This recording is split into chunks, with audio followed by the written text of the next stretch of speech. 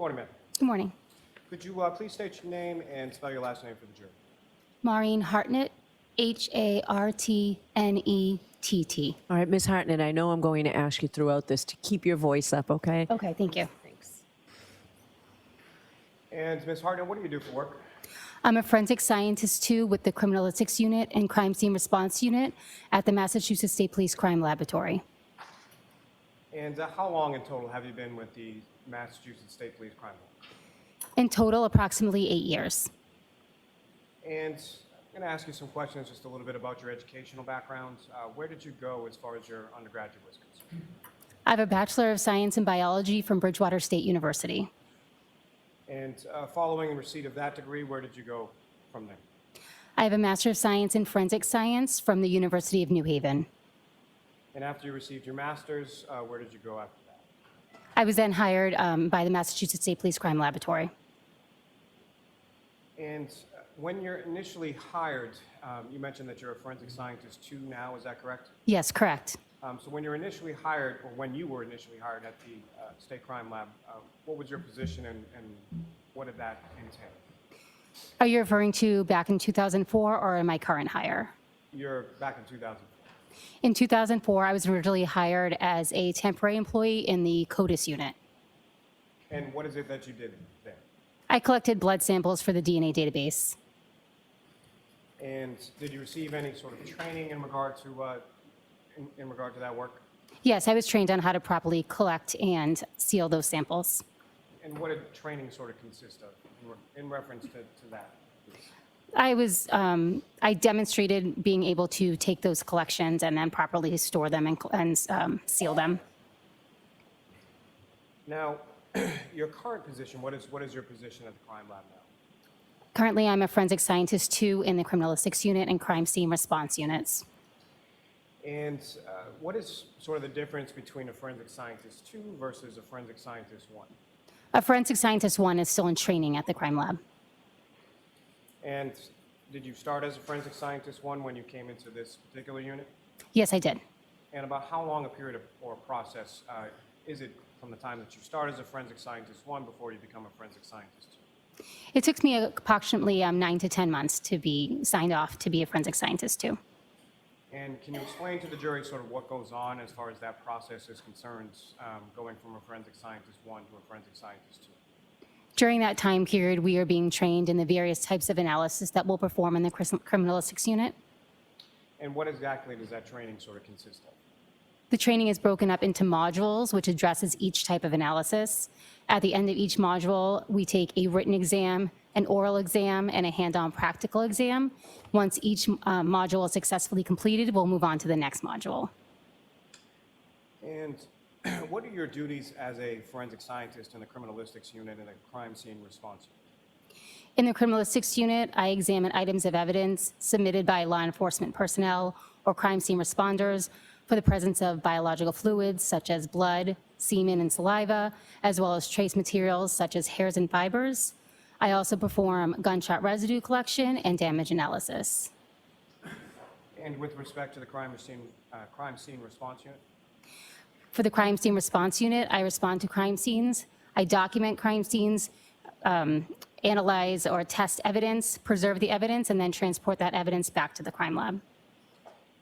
And now, with reference to your training experience, specifically in the Crime Scene Response Unit, what is, based on your training experience, what is sort of the definition of what is a crime scene? A crime scene is any location that may contain evidence related to a crime. Now, with regard to those 2 positions, what, if any, training did you receive in regard to those 2 units that you're currently in while you were at the lab? I'm sorry, are you speaking about the crime scene training specifically? Crime scene training, yes. Let me ask you first to start with the criminalistics training. The criminalistics training, I completed modules on body fluid identification such as blood and semen, trace analysis, identification of hairs and fibers, pattern evidence such as bloodstain pattern evidence, as well as damage analysis. And as far as the training was concerned with regard to the crime scene response? I received training in proper documentation using sketches and diagrams of the scene. I also received training in trace collection at crime scenes as well as gunshot residue collection at crime scenes. Now, the crime lab that you work for, is that lab accredited? Yes, it is. And what does that, as far as accreditation, what does that mean? Accreditation is a voluntary quality assurance process that the laboratory is a part of, or an outside body evaluates our crime lab to ensure that our personnel, procedures, and instruments are held to certain scientific standards. And the outside sort of vendor or the outside accrediting agency, who is that in regard to the Massachusetts State Police Crime Lab? Our laboratory is accredited by ANAB, which stands for ANSI National Accreditation Board, and ANSI is another acronym that stands for American National Standards Institute. And as far as that accreditation is concerned, how often is that something that that your lab undergoes, or is there a certain audit process? How is accreditation sort of achieved? We are audited, I believe, I want to say every 2 years, but I'm not 100% sure. They come out to the lab and they go through certain systems or have a certain scope in which they audit us. We also do internal audits as well. And as far as that accreditation is concerned, is that something that was up to date in the month of January of 2022? Yes, it was. And is it up to date currently as well? Yes. Now, your work, I believe you just alluded to this as far as your testimony, but does your work go through some sort of review process? Yes, every assignment that I complete goes through both a technical review process and an administrative review process. Can you explain a little bit about what each of those is and what it means? A technical review process is done by an independent analyst, either a peer or a supervisor, who will look through my file and determine whether or not they can come to the same conclusions that I came to based on my notes. Are you familiar, based on your training and experience within the lab, of something called a proficiency test? Yes, I am. And can you explain to the jury what is your understanding? What is a proficiency test? Proficiency tests are given in the different types of analysis that we do at the lab to ensure that we are maintaining our competency in that type of analysis. And about how often are these administered, or how often do you take proficiency tests? For biological fluid identification, I take 2 per year. For trace identification, I take 1 per year. And for crime scene response, I take 1 per year. And these proficiency tests, are they required by the accrediting body ANAB that you were referring to? Yes, they are. And did you take a proficiency test in hair and fiber identification in 2022? Yes, I did. And what was the outcome of that proficiency test? That was successfully completed and required a remediation. Can you explain to the jury what remediation is and why this specific proficiency test required remediation? A remediation occurs when you have an inconsistent answer with that is expected by the laboratory or by the test provider. In this particular instance, I had an inconsistent answer with the expected laboratory result. And how was the remediation completed in this instance? After the inconsistent answer was identified by my technical leader, we had a verbal discussion about why I came to the conclusion I did. To be more specific, each item had 2 samples. One of the samples for item 4, I determined as being a human hair without a root, when in fact the root was present. We had a discussion on how I came to that conclusion, and then she mounted that hair back on the microscope, and we discussed different ways that I could have come to the correct conclusion. And during that remediation process, were you permitted to continue to perform casework during that time? Yes, I was. I was permitted to continue to perform casework in hair and fiber identification. However, I was temporarily asked to not perform technical reviews of my peers' work on hair and fiber identification. And was prior casework that you had completed evaluated to verify that the previous reports were issued correctly? Yes, they were. And what was the determination in regard to that? No previous casework was affected by this error. And have you since completed additional proficiency tests in hair and fiber identification? Yes, I did. And what were the outcomes of those subsequent proficiency tests? Those were successfully completed without needing any additional remediation. As far as the remediation was concerned, if you could just explain to the jury sort of what the issue was and what that remediation process looked like again. Sure. So I received 4 items in hair and fiber identification. Each item was told that they came from the same source. Item number 4 consisted of 2 items. One was a hair with a root. The other was also a human hair with a root, but I had said the root was absent. That was due to the fact that I didn't see anything like that under the microscope. It was something that was new to me. My technical leader reviewed that hair with me under the microscope. She showed me various characteristics such as the loss of scale pattern and the soft appearance of the root, which I thought was damage. Because we had this discussion and I agreed with the different characteristics that she showed me, she then gave me several hairs, both with damage and with roots, so that I could basically continue to understand the difference of what I was looking at. Once she looked at all my notes and agreed with everything that I had done, she then issued me an additional test to demonstrate my continued competency in this. Now, how many criminalistics cases have you processed over your time at the lab? Over 1,000. And how many scenes have you processed in regard to your work with the crime scene response unit? I responded to approximately 150 scenes, 80 of which I was the lead investigator on. And how many exams have you completed with regard to motor vehicles?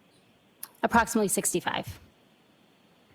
Now, if I could ask just a general question as far as blood testing is concerned, how is it that you test for blood?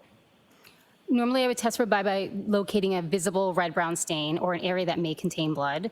I perform a screening test, which is not specific to blood, but other items may also come up positive for screening tests. If that screening test is positive, I go on to perform a confirmatory test. And as far as the screening test is concerned, can you explain to the jury sort of what it is that you do in performing that screening test? The screening test is a 2-step process. I take a cotton swab, which I apply sterile water to. I take that cotton swab and apply it to the area that I would like to test, and then I add my 2 chemicals to the swab. Depending on what type of screening test I perform, there'll be a color change, either blue or pink for blood. And with regard to the confirmatory test, can you explain to the jury sort of what does that consist of? If the screening test is positive, I'll go on to perform a confirmatory test, or again, a cotton swab is applied to the area of interest, or I may take a cutting depending on what the substance is. I then add a chemical to that cutting or swab, and then the liquid portion is added to a test card, something similar to a COVID, if you've taken a COVID test or a pregnancy test. The liquid is spotted at one end of the card and it flows up the strip. If there's 2 lines, it's positive. If there's 1 line, it's negative.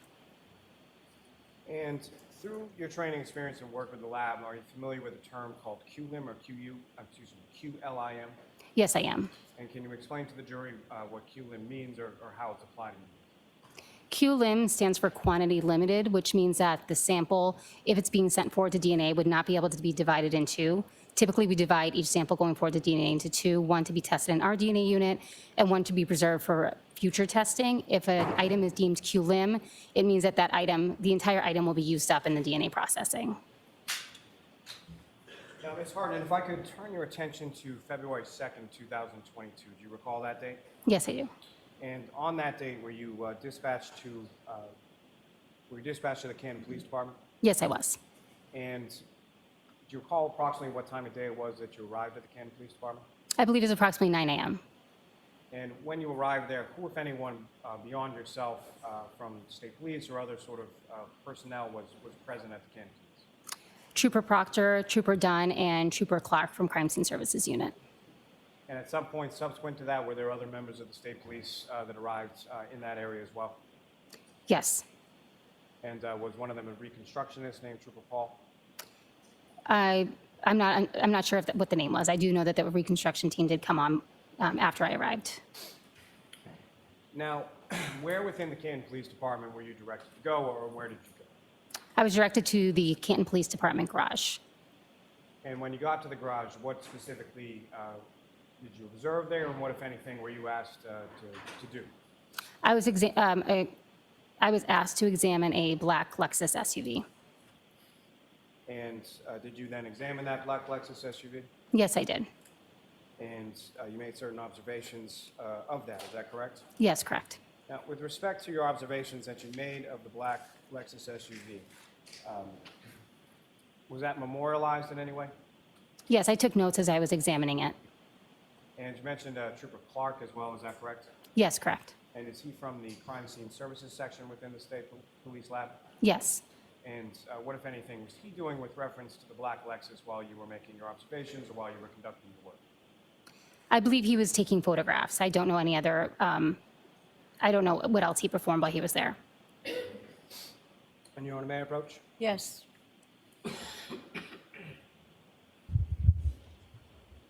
I'm showing you a 3-page document. Just ask you to look at that and help me finish. Do you recognize that document, ma'am? Yes. What do you recognize it to be? It's, it looks like diagrams that I had taken at the scene. However, it appears to be missing some information. So as far as the notes that you took, they're not memorialized? If you could stand at the podium, please. Thank you. Ms. Hartnett, you had taken notes on those diagrams when you were at the Canton Police Station in the garage? Yes, I did. And that diagram that you have before you does not contain those notes, is that correct? That's correct. But as far as the diagrams that you had before you and that you were taking notes on, those are the diagrams or a form of those diagrams? Yes, that's correct. And contained on that is certain information related to the vehicle, is that correct? Yes, correct. Includes the make, the model, license plate number, is that correct? Yes. And if you could just read from that form as far as what you recorded as far as the make, the model, and the license plate number. The make is a Lexus. The model is LX570. The year was 2021. The registration is Massachusetts 3GC684. The VIN number is JTJF1SM4343347. The exterior color is black. The interior color is tan. The registrant is Karen Reed, and the exam location was Canton PD Garage. May I approach Jan, Your Honor? Yes. I'm also seek to introduce and admit as an exhibit. Any objection? No objection. Thank you. Now, Ms. Hartnett, with reference to the diagram that you took notes on, do you have a copy of that with you today? Yes, I do. And Your Honor, with the court's permission, I would ask that the witness be allowed to take that out just to, as far as the testimony related to the diagram. Okay. And with the court's permission as well, I would ask if we could display what's now been marked as 137 on the screen. Yes. So, Ms. Hartnett, with reference to what's up on the screen, the top of that first page of the diagrams, if you could, using that laser pointer, direct the jury's attention to what you observed and what, if anything, you made note of in reference to your observations of the black Lexus on February 2nd. In my notes, I had the vehicle was in overall good condition, and there was damage noted on the rear passenger side area. So that's not viewable in this particular diagram. And Ms. Gilman, if you could scroll down to the bottom. So in this area here. And as far as the damage that you noted in the right rear passenger area, what was it specifically that you noted? I noted there was a dent. Objection, Your Honor. Yeah, don't read from there. What did you note? There was a dent in the trunk door. There were scratches on the rear bumper, and there was a broken taillight. And Ms. Gilman, if I could have the next page, please. Now, from the diagrams that are up on the screen right now, page 2 of what's been marked as 137, if you could, using that laser pointer, direct the jury's attention to each of those observations you made and where they were in relation to the document. The damage to the dent, the rear door was in this area. The broken tail light was here, and then there were some scratches on the rear bumper as well. Now, in addition to scratches on the rear bumper on the area of that lift gate in the back, what, if anything else, did you observe sort of within that area of the bumper? I observed an apparent hair on the rear quarter panel about here, and I also noted some pieces of glass on the rear bumper.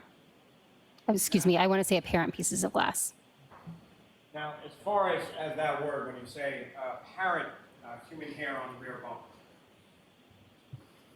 why that terminology? Why do you call it that at that stage when you're in the garage and you're making these observations?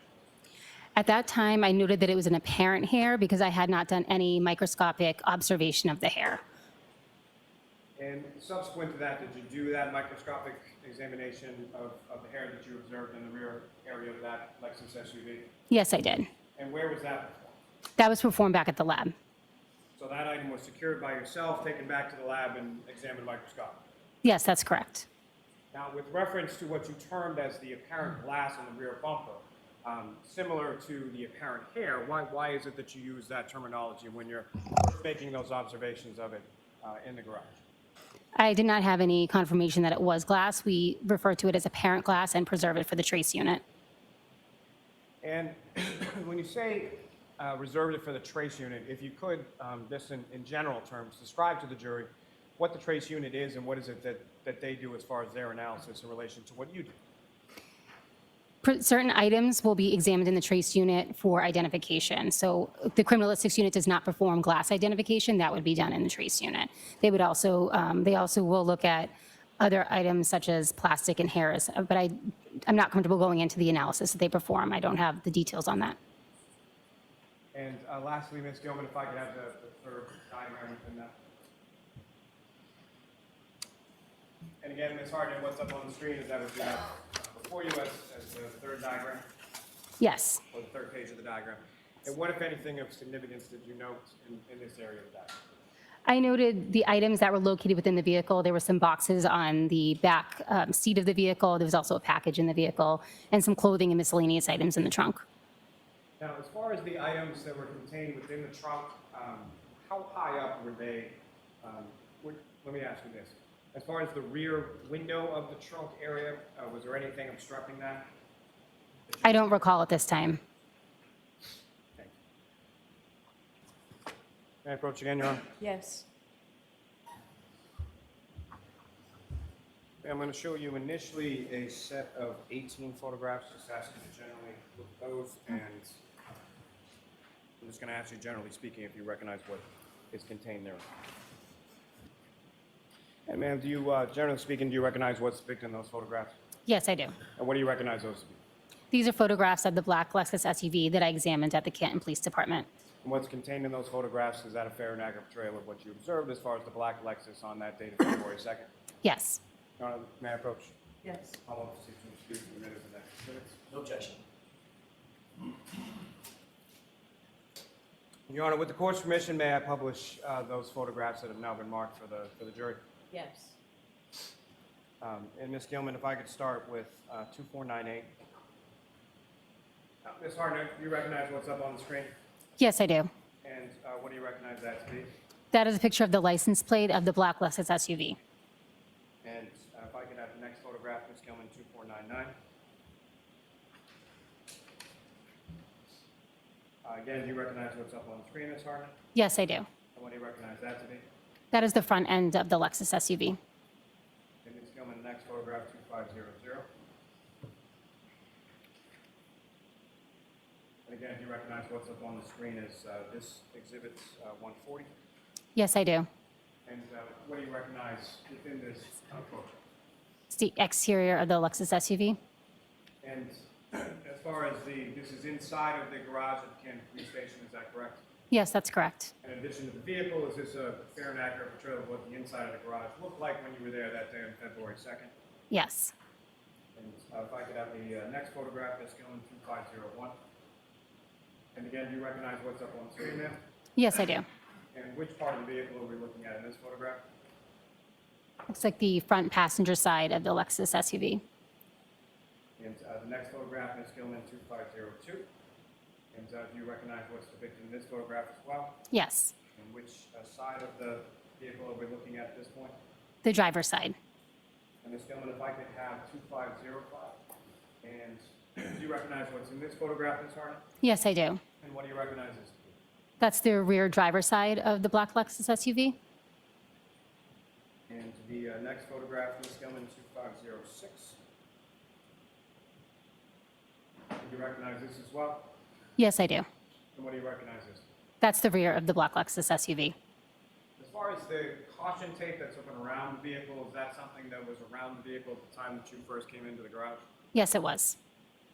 Now, from this photograph 2506, which is exhibit 145, using the laser pointer before you, if you could draw the jury's attention to the damage that you were talking about, or where you observed that located on the vehicle. There's damage here on the bumper, and there was also damage to the rear door. I think it may be blocked by the caution tape.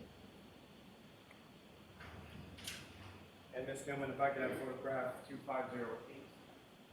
So looking now what's been marked exhibit 147, Ms. Gilman, if I could ask you to zoom in a little. Now, with reference to the damage that you were talking about that may have been blocked by the caution tape in the prior exhibit, do you see that in this exhibit?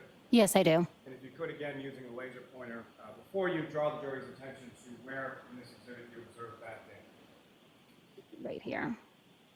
It's on the rear door, right underneath the window. Now, Ms. Hartnett, as far as crime scene response is concerned, when you're doing this kind of examination of a motor vehicle, can you explain to the jury sort of what that process entails and what is it that you're doing over the course of your examination? I complete an overall visual examination of the vehicle, noting any damage or anything that stands out that should be recorded. I then look for any stains or material that is on the vehicle, specifically any transfer that could have been left behind by a victim. And as far as making those observations, what, if anything, do you then do with regard to those observations that you made from the visual inspection? I'll then perform testing on any stains that I did, note or any areas of interest, and then collect anything that needs to be collected. Now, with respect to this vehicle and this examination, what is exactly that you were requested to examine?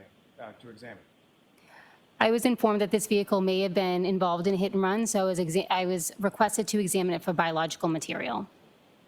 And what, if any, information were you given upon arrival to the Canton Police Department in regard to that vehicle? I was informed that the victim had scratches on his arm, as well as the fact that the car had been towed through a blizzard. And did you perform any testing with relation to the vehicle? Yes, I did. And what was that testing that you performed? I performed blood screening on the lower lying areas of the undercarriage, on each side of the tire flap, as well as the edge of the bumper and the exhaust pipe. And what were the results of that testing that you performed there in the garage? Those were negative. And what, if any, evidence did you collect while you were either from the vehicle or from any other source while you were at the Canton Police Station that day? I collected the apparent glass from the rear bumper. I collected a paint standard from the area of damage on the rear door. I also collected a paint standard from the area of damage on the rear bumper, as well as the apparent hair from the rear quarter panel. And I collected the taillight housing from the vehicle. And turning away from that just for a moment, Ms. Gilman, if I could ask for photograph 2512. And Ms. Hartnett, direct your attention up on the screen. What's been now been marked as exhibit 150. Do you recognize this? Yes, I do. And what, if anything, of significance in relation to items collected or items that you observed, do you observe in this particular photograph? I observed the apparent glass on the rear bumper. And again, up on the screen, what's now been marked as exhibit 153. Do you recognize this? Yes, I do. Now, as far as that area that you were talking about where you recovered, which you termed initially in the garage as an apparent human hair, do you see the location of that within this photograph? Is it possible to zoom in a little bit on the area right next to the rear tail light? No one, if you could.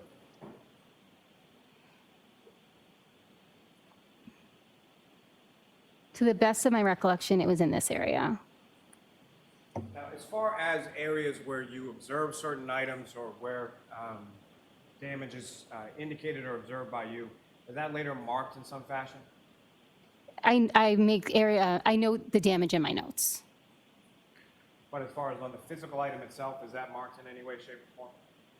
Yes, I'll use stickers to indicate areas that I would then refer to back in my notes. So that second set of photographs that I placed before you when the stenographer was marking those exhibits, do you generally recognize what's depicted in those photographs? Yes. What do you recognize those? These are pictures of the interior of the black Lexus SUV. May I approach, Your Honor? Yes. Your Honor, with the court's permission, I would ask to publish those for the jury as well. Okay. Ms. Hartnett, again, direct your attention to the screen. Do you recognize what's now been marked as exhibit 156? Yes. What do you recognize that to be? That's the driver compartment of the black Lexus SUV. So Ms. Hartnett, direct your attention to the screen, photograph 2537, that's now been marked as exhibit 157. Do you recognize that as well? Yes, I do. And what is depicted in that photograph, ma'am? It's the front seat area of the black Lexus SUV. And specifically, as far as the center console area of that vehicle, is that fair and accurate portrayal of what you observed inside the vehicle on February 2nd? Yes. And lastly, from this packet, Ms. Gilman, if I could have photograph 2535. And Ms. Hartnett, 2535, which has now been marked as exhibit 159, do you recognize what's up on the screen there? Yes, I do. And what do you recognize that to be? That's the interior of the trunk of the black Lexus SUV. And is that fair and accurate portrayal of the interior of the trunk as you observed it in the Canton Police Department garage on February 2nd? Yes. Thank you. Can I approach the witness again, Your Honor? Yes. I'm showing another series of 9 photographs. Again, you just ask you to look at those and look up when you're finished. But really, what I'm going to ask you is, do you recognize what's depicted in those? And do you recognize what's depicted in those photographs, ma'am? Yes, I do. And generally speaking, what's depicted in those 9, that set of 9 there? These are pictures of the rear passenger area of the black Lexus. Ms. Hartnett, what's up on the screen is photograph 2539. That's now been marked as exhibit 160. Do you recognize that? Yes, I do. And what do you recognize that to be? That's the rear passenger area of the black Lexus. Now, as far as the damage that you observed from the broken taillight, if you could, using the laser pointer before you, direct the jury's attention to that, or what's visible of that in this photograph. This area here is the broken taillight. And Ms. Gilman, if I could have the next photograph, 2540. Now exhibits 161. Again, Ms. Hartnett, if you could, using that laser pointer, direct the jury's attention to where you observe, if anywhere in this photograph, damage to the right rear passenger taillight. There's damage in this area here to the rear taillight. From the damage that you observed, it essentially wraps around from both the back and from the passenger side of the vehicle. Is that correct? Yes, that's correct. And Ms. Gilman, if I could have photograph 2554. And Ms. Hartnett, do you recognize what's up on the screen as photograph 2554, exhibit 165? Yes, I do. And talking before, earlier in your testimony, about some stickers or some sort of evidentiary marker that you would put on an item that you're examining, correct? Correct. And you see any of that in this photograph here? Yes, I do. And could you direct the jury's attention using a laser pointer to where you observed that and what, if any area of damage or what that's to note? There's a sticker here, and I know you can't see it. I don't know if you can zoom in. You good, Ms. Gilman? There's a letter on the sticker, I believe it's A, that denotes that there's something there that I was going to collect. And right next to that sticker here is the apparent hair that I noticed. And similarly, Ms. Hartnett, do you recognize anything in this photograph in regard to something that you had marked? Yes, that's the rear bumper of the SUV. And Ms. Gilman, if you could zoom in a little on that placard. And Ms. Hartnett, in this photograph, what, if anything, is depicted that you denoted something to sort of reflect or further examine at a later? There's pieces of apparent glass here on the bumper. Thank you. May I approach the witness again, Your Honor? Yes.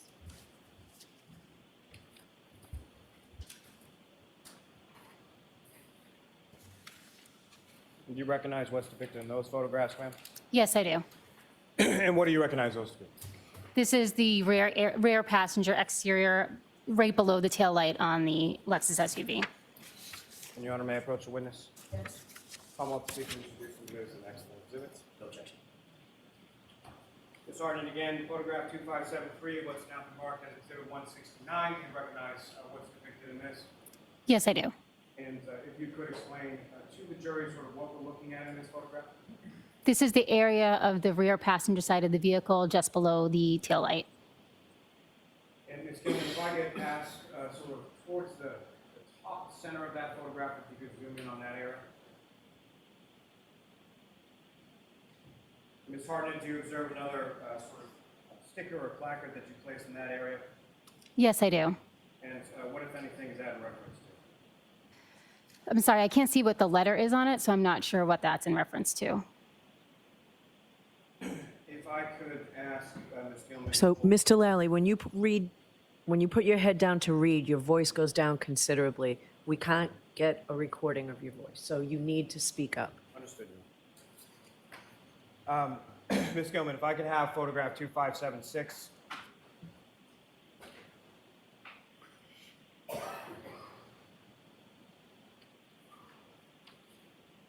And Ms. Gilman, if you could, with reference to the two areas up on that, if you could zoom into that area.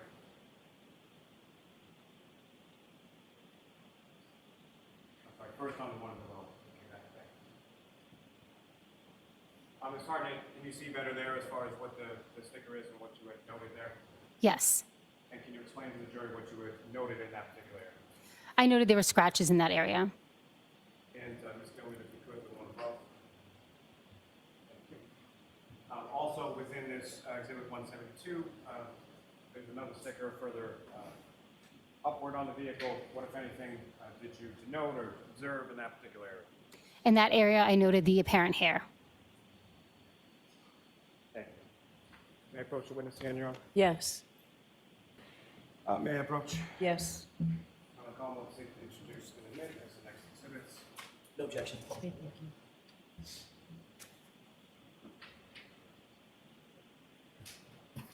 Again, Ms. Hartnett, do you recognize what's contained in photograph 2558, Exhibit 173? Yes, I do. And Ms. Gilman, if I could ask you to just zoom in a bit on the sticker in the middle of the screen. And again, Ms. Hartnett, what is depicted in this photograph? That is a picture of the apparent hair I noted in the area.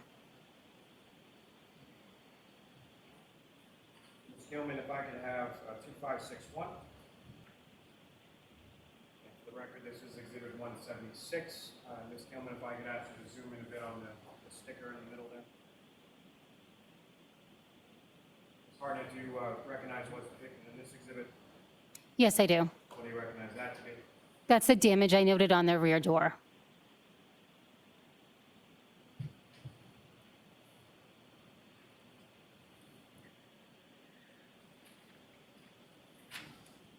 I'm showing you a series of 3 photographs. That's those that will be finished.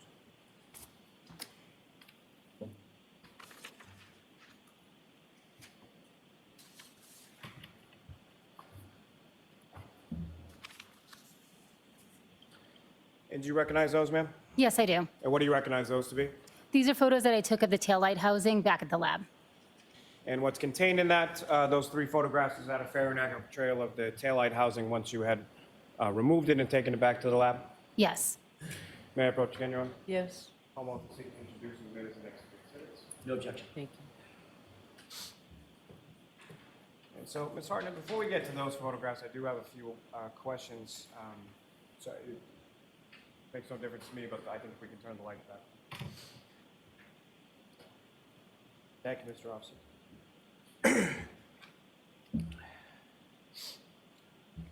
Now, as far as the collection of that evidence that you collected from the vehicle specifically, how was that evidence collected? And again, you've received training in regard to collecting evidence, correct? Yes, that's correct. And the collection of evidence that you did in this case, was that in conformity with that training and experience that you have? Yes, it was. And so how did you collect those pieces of evidence from the vehicle on that particular day? It depends on what the item was, the taillight specifically, is that what you're asking about? Well, first, let me ask as far as the hair, and then I'll move on to some other items, if that's all right. So as far as the hair was concerned, how was that collected? I would have collected the hair with tweezers, put it in a glassine envelope, and then put that into a larger manila envelope. And as far as those steps that you take, as far as the collection is concerned, what are some of the concerns for that, or why is it that you take those steps? Prior to touching any evidence, I would put on gloves. I'm not sure in this case whether I used disposable tweezers or reusable tweezers. If I used reusable tweezers, they would have been bleached prior to my using them to prevent contamination. And so each of those sort of steps that you take in your collection process, is that fair to say that it's in an effort to combat contamination? Yes, that's correct. Now, with regard to the paint chips or the paint standards from the vehicle, how did you collect those? Those would have been collected with a disposable scalpel. I use it to scrape off pieces of paint from the vehicle, which are then put in a glassine envelope and a larger manila envelope. And as far as the pieces of glass from the bumper area of the vehicle, how were those collected? I collected those with gloves. I may have used tweezers. I don't recall at the time. But again, if I used tweezers, I would have used bleach tweezers or disposable tweezers. Now, as far as that taillight assembly was concerned, how was that collected, or what, if any, issues did you have with regard to collecting? I removed the taillight. Once I had the taillight housing in my possession, I did have trouble disconnecting it from the vehicle, so a police officer on scene did help me disconnect it from the vehicle so that I could properly package it. And as far as what exactly was it that that officer helped you do, or what, if anything, did he do? I believe he just removed, helped undo the wires that were in the back of the taillight so that I could properly hold it and didn't have to place it down anywhere. So you had two hands on the taillight as he was performing that, is that correct? Yes, I believe I did. And as far as the area of the taillight that you were holding, you were wearing gloves, correct? Yes, that's correct. And as far as that area that you were holding with your two gloved hands, did that officer touch any area of that part of the taillight? Not to my recollection, no. And do you recall whether or not that officer was wearing gloves himself when he disconnected that wiring? I don't recall. Now, as far as once you removed that taillight from there, what, if anything, did you do with the taillight there? I put it into a brown paper bag and then transported it back to the lab where I then properly secured it in a box with added cushion from additional paper to ensure that no additional damage was done. Now, with respect to your time at the Canton Police Station, were you presented with any additional evidence by any officers from the Canton Police? Yes, I was. And what were those items? I was presented with a broken drinking glass that was reported to have been recovered from the scene at 34 Fairview Road. I was also presented with several solo cups filled with frozen red-brown stains. Now, starting with the drinking glass, what, if anything, did you do with regard to the drinking glass? I packaged it in a brown paper bag. And with regard to the cups with red-brown stains contained within, what, if anything, did you do with regard to that? I allowed the cups to thaw, and then I took 2 sterile swabs, like something similar to a Q-tip, and collected a sample from the red-brown stains in those cups. And then what, if anything, after you took the swabbings from those solo cups, let me ask first with regard to the solo cups, what were done with those? I'm sorry, can you repeat that? Sure. So after you took the swabbings from the red cups, what, if anything, was done with the red cups? I returned those to the Canton Police Department to store as they saw fit. And as far as the swabbings that you took, what did you do with those? I secured those in a glassine envelope, in a large envelope, and then transported those back to the lab. Now, after your examination on scene, you returned back to the lab, correct? Yes, that's correct. And what items of evidence did you examine first in this case in the laboratory? I examined the apparent hair from the vehicle as well as the broken taillight.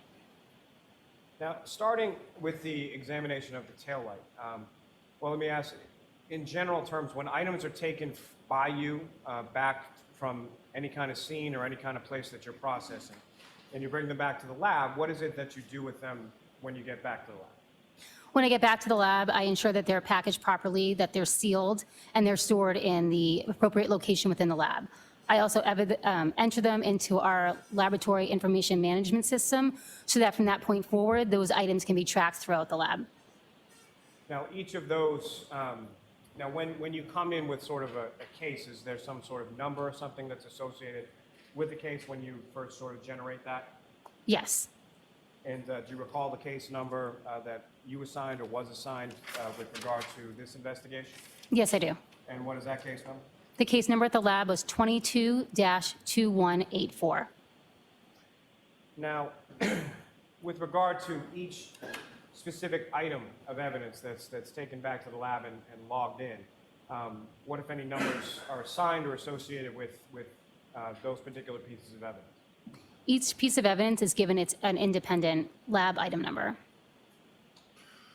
Now, with respect to the taillight, that was labeled as 3-1, is that correct? That's correct. So with respect to item 3-1 or the taillight, can you explain to the jury the examination process that went into that?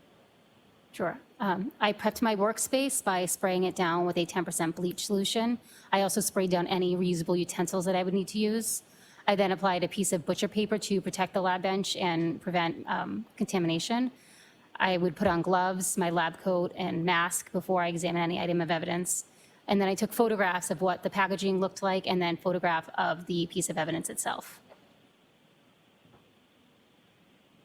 And then from that specific item, did you perform any testing on that item? No, I did not do any testing on the item. And why not?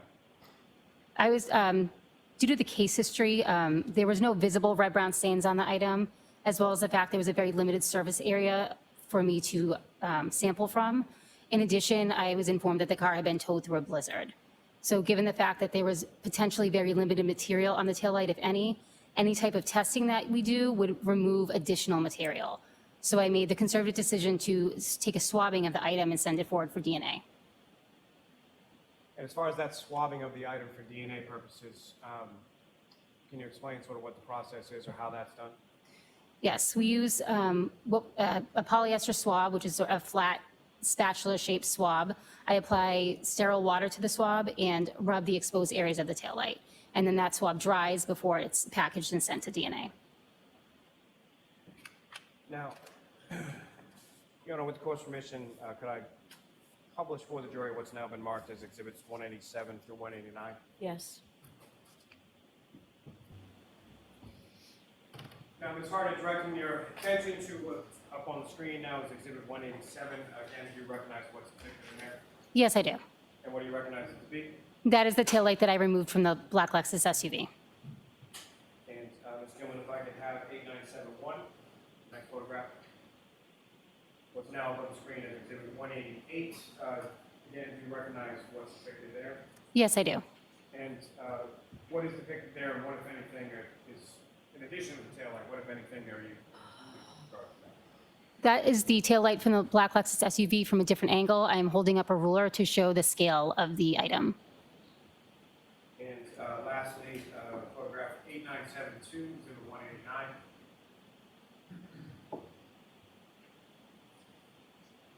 And again, do you recognize what's up on the screen? Yes, I do. And can you explain to the jury what we're looking at, perspective-wise, and what, if anything, you're doing in this photo? That is the back side of the taillight. And again, I'm holding up a ruler to show the scale of the item. Thank you. Now, Ms. Hartnett, from your initial response to the Canton Police Department, you secured a number of different items from the Canton Police Station that day, correct? Yes, that's correct. And those were labeled subsequently as items 3-1 through 3-13, is that correct? Yes, that's correct. Now, turning your attention to item 3-6, that was the apparent hair, is that correct? Yes, that's correct. And in reference to your analysis with regard to the hair, that QLIM term that I asked you about before, QLIM, what, if any, significance did that terminology have to your examination of the hair? Per protocol, all hairs that will go forward for DNA are considered QLIM, meaning that the entire sample will be used up during testing. And with regard to item 3-6, the apparent hair, can you explain the examination process or what it is that you're doing with reference to that piece? Yes. I take the apparent hair and I mount it on a glass slide using deionized water. I then put the slide under a microscope and I'm looking for certain characteristics to determine if that piece of material is a hair or fiber or some other unknown material. And as far as your examination is concerned in that microscopic analysis, what are some of the things or what are some of the characteristics that you're trained to look for that you observed in this specific instance to give you that determination that it was a human hair? On the exterior of the hair, there'll be scales, and depending on the shape, it can help you determine whether or not the hair is an animal hair or a human hair. Human hair have imbricate scales, which look like overlapping shingles with a wave-like edge. That is what I observed on this hair. In addition, the internal characteristics of the item are looked at. Running through the center of a hair is a medulla, which is a channel. Animal medullas and human medullas look different in that Human medullas will have sort of an amorphous shape, which means they don't really have any shape at all, whereas an animal medulla will have distinctive, or can have distinctive patterns within them. Also, the size of that medulla or channel that runs through the center of a hair in a human hair is approximately 1/3 the entire width of the hair, where in animals it may be much larger than that. Now, as far as based on your examination of this particular item, this hair, what if any opinion or what if any determination did you come to in regard to that item that you examined microscopically here? I determined the hair was consistent with the human hair with a root. Now, as far as that item was concerned, was there any measurements that were done in reference to that? Yes, there were. And do you recall what the measurements were or what the length was? I'd have to refer to my notes if that's possible. May the witness refer to her notes just in reference to that? Yes.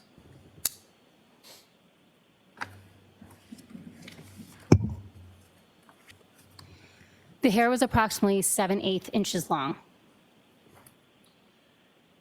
Now, with regard to item 3-6, the hair, did you perform any testing on that? No, I did not. I did not perform any testing. And why not?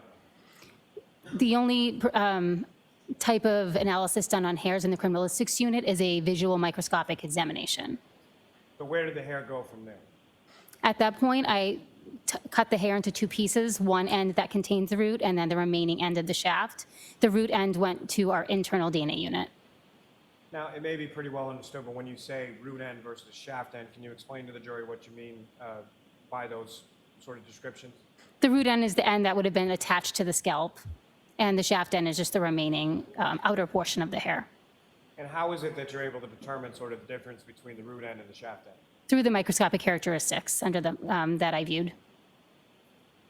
Now, with reference to that item 3-6, the hair, were any decisions made in regard to what testing could or would be performed on those samples? Yes, based on the criminalistics protocol, the root end of the hair would be tested internally in our DNA unit, and if potential testing needed to be done on the shaft end, that would be sent out to an external lab. And do you know why that is? We don't perform that type of DNA testing at our lab. And that's something, are you familiar with the term mitochondrial DNA testing? I am familiar with it, but I don't really have a full understanding of it. But as far as your understanding is the type of testing that would have had to been sort of sent out to an external vendor, that would be, the type was mitochondrial? Yes, that was my knowledge at the time, yes. Now, at some point, did you have a conversation with regard to examination of the remaining items in this case sometime in May of 23? Yes. And what was discussed?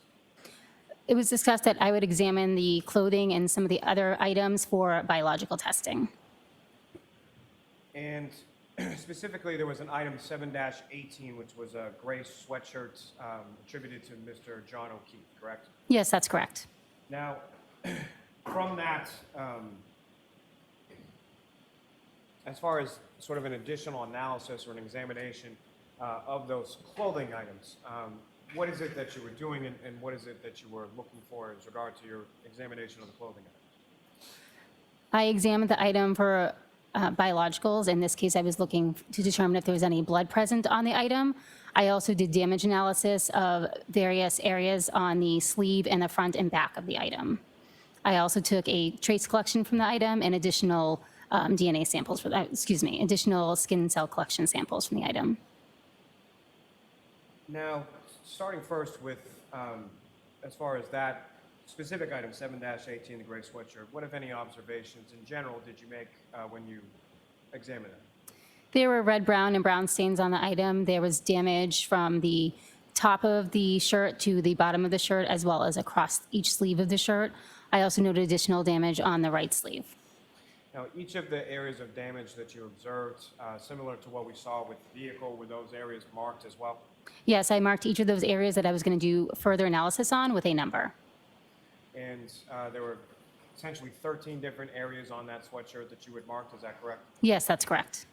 May I approach the witness, Your Honor? Yes.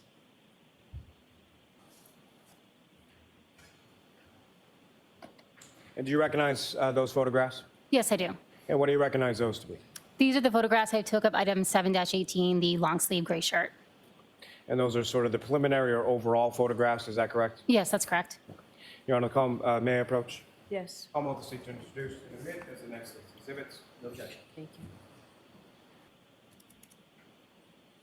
Ms. Hartnett, before I turn to these, I just had one follow-up question. And you had been talking about, or testifying about, sort of the difference between the root end and the shaft end of the hair. You had mentioned that the root end is typically something that would be attached to the scalp, is that correct? Yes, that's correct. So that would be in reference to a hair that comes from someone's head, correct? Yeah, well, not necessarily. We don't perform body origin identification. And so to that point, as far as the root end of the hair that was attached to the body at some point, whether it's the head, an arm, a leg, you don't know where. Correct, I do not. Your Honor, with the court's permission, I would ask to publish some of these photographs for the jury as well. Okay. Ms. Gilman, if I could have, excuse me, photograph 9789. Ms. Hartnett, putting up on the screen now what's been marked as Exhibit 190. Do you recognize that? Yes, I do. And what do you recognize that to be? That is the photograph I took of item 7-18. It is the exterior front. And Ms. Gilman, if I could have 9790, the next photograph. What's up on the screen is Exhibit 191. You recognize that as well, Ms. Hartnett? Yes, I do. What do you recognize that to be? That is the exterior rear of item 7-18. And if I could have the next photograph, Ms. Gilman, 9791. Again, do you recognize what's up on the screen now is Exhibit 192? Yes, I do. And, can you explain to the jury what that is? That is the interior front of item 7-18. And lastly, not lastly, but for this purpose, photograph 9792. And again, do you recognize what's up on the screen is Exhibit 193? Yes, I do. And what do you recognize that to be? That's the interior back of item 7-18. And Ms. Gilman, if I could have 9795. Again, Ms. Hartnett, do you recognize what's up on the screen as Exhibit 194? Yes, I do. What do you recognize that to be? That is the exterior front of item 7-18, and it also contains markers that I placed on the item to note areas of damage. And the next photograph would be Ms. Gilman, 9796. If you could zoom in on that one. Now, Ms. Hartnett, what we're looking at here, that's the right sleeve of the gray sweatshirt of item 7-18, is that correct? Yes, that's correct. And so, starting with some of the 13 different areas that you labeled, this starts with 1, 2, 3, 4, and goes up through 9, is that correct? Yes, that's correct. Thank you, ma'am. Can I approach the witness again, Your Honor? Yes. Hartnett, showing you another series of photographs. Just ask if you could review those, look up when you finish. Ms. Hartnett, do you recognize what's depicted in those photographs? Yes, I do. And what do you recognize those to be? These are close-up photos of the areas of damage 1 through 5. Can I approach, Your Honor? Yes. Come on, to introduce and admit as the next exhibits. No objection, Your Honor. Thank you.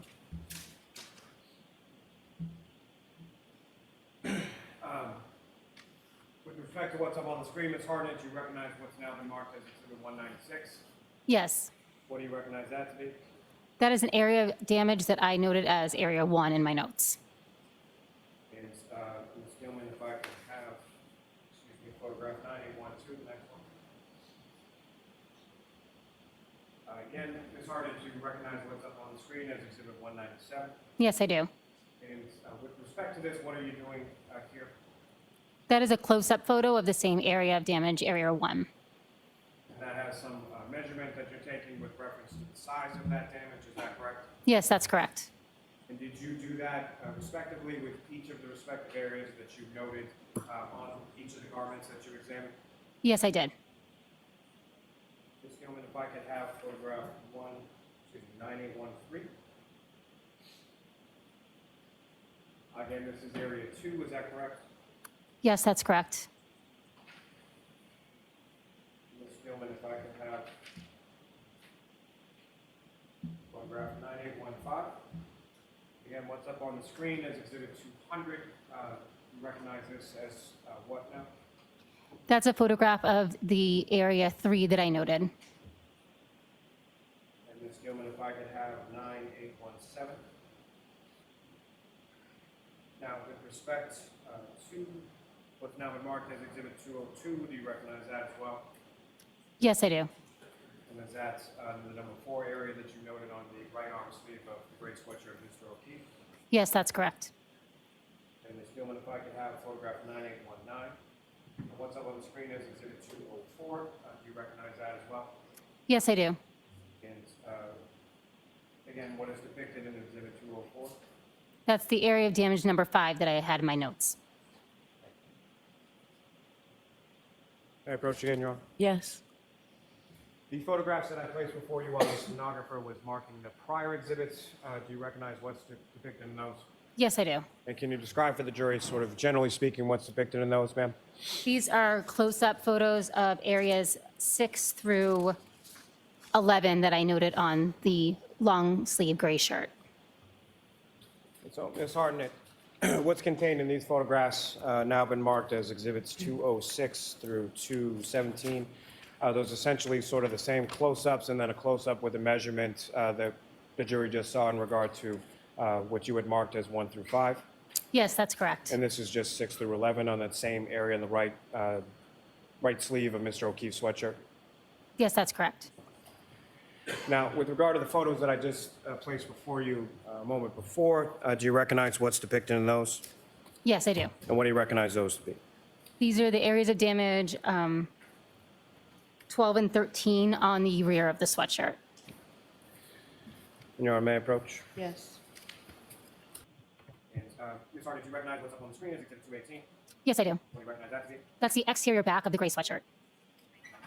And the items marked that you labeled as 12 and 13, are they depicted on that? Yes, they are. If you could, using a laser pointer, just draw the jury's attention to where 12 and 13 are. Is it possible to zoom in on the numbers? I can't read them from here. So there's area 2 and area 12 and area 13. Exhibit 219 up on the screen, is that just a closer image of those areas you marked as 12 and 13? Is that correct? Yes, that's correct. Thank you.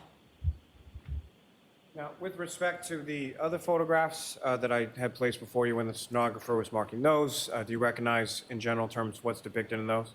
Yes, I do. And what do you recognize those to be? These are additional pictures of the sweatshirt in which I've also made some notations of areas that need further testing.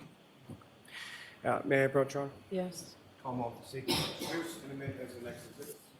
No objection, Your Honor. Now, Ms. Hartnett, before I get to what's now been marked as exhibit 222 through 230, if I could just ask you a couple questions in regard to damage that you noted on this item or really any item. What is the process that you would go through as far as classifying damage to a clothing item? I look at the macroscopic characteristics of the area of damage, and then I also examine the area of damage underneath the microscope. And so what would lead you to make that sort of classification as far as something is damaged? I look at the overall shape. I also look at the fiber ends. For instance, a tear will have rough fiber ends and possibly separation of the weave of the fabric, or a cut, you have even ends without any fraying. Now, are you able to tell from your examination of those fibers and of those clothing materials sort of what caused those tears and cuts? No. Now, are you familiar through your training experience with something called an ALS or an alternate light source? Yes. And can you explain to the jury what your understanding of that term is and what, if any, use it had to you in this case? An alternate light source is a light that uses a different wavelength that enables visualization of some biological fluids that can't be seen necessarily with the naked eye. On this particular shirt, I did use the alternate light source. And what, if anything, did you observe when you used that? I used that light source around those areas of damage to determine if there was any biological fluids that were fluorescing. The ALS did not show any stains in that area. Now, with regard to what you had labeled as sort of tears or cuts 1 through 9 that you noted, did you do any additional testing or collecting specifically from those areas? I collected 2 cotton swabs moistened with sterile water around those areas of damage. And why did you do It was told to me that potentially the victim may have been bitten by a dog during an incident. So I was taking swabs of that area to be sent out to determine if there's any dog DNA on that area. Now, is that kind of testing, as far as canine testing or animal testing, is that something that your lab at the State Police Crime Lab is accredited or authorized to do? No, we do not do that type of testing. And is that sort of sent out to an external vendor then? Yes, that's correct. And is that something that you had done on any prior cases or any previous situations where you had collected items and sent it out to a specific lab for animal testing? I did consult once with an external lab on taking those types of collections, but this is the first time I've collected and actually sent something out for that type of testing. And specifically in this type of testing and in this case, what lab were those items sent out to? We use the UC Davis Veterinary Lab in California. And as far as prior to collecting or prepping or doing anything as far as collecting samples from that, who, if anyone, did you talk to, or what, if any, direction did you receive in regard to collecting those samples? I'll allow it. I emailed Terry Kuhn, who is one of the analysts at the clinic, who aided me in how best to collect the sample for their lab. And what you were directed to do as far as collection, packaging, and shipping, was that at the direction of the UC Davis lab? Yes, that's correct. And you performed those functions in conformity with what Ms. Kuhn told you, correct? Yes, that's correct. Now, with regard to those items, did you note, with regard to the clothing items, as far as the gray sweatshirt was concerned, did you note any stains on those areas? On that clothing item? Yes, I did note stains in those areas. And then what, if any, testing was done on those stains that you observed? Can you be more specific what stains you're referring to? So what I'm specifically referring to is the items on the gray sweatshirt, item 7-18, as far as any stains that you observed on there. Again, sort of moving on from what you had collected for the UC Davis lab, but in other areas of that item. Well, let me actually first turning back to that. So the item that we were talking about as far as where you collected stains from that were sent off to the UC Davis lab, which item were they collected from and where on that item were they collected? I collected 2 swabs from the areas around the damaged areas on the right sleeve. I wasn't necessarily taking them from any stains. I did use the ALS to determine if there were any stains there, which I did not visualize. So I was doing that for potential saliva collection from that area. And thank you for the clarity. I think that was me confusing as far as the questions go. So turning away from that area as far as the collection for the UC Davis lab, in addition to that, what, if any, stains did you observe on that article of clothing, 718, the gray sweatshirt? I also observed numerous red-brown stains on that item of clothing. And so with regard to those red-brown stains, what, if any, testing was done on those stains? On each of those stains, I performed a blood screening test as well as a blood confirmatory test. And are those the same sort of initial testing screening test you were talking about before, and then the confirmatory test? Yes, that's correct. A different screening test was used in the lab than was used at the scene due to a protocol change, but essentially it's the same mechanism. And was that with respect just to the gray sweatshirt, or were there other items of clothing of Mr. O'Keefe's that you tested with the screening test in the lab and a confirmatory test in the lab as well? I examined other items of clothing as well.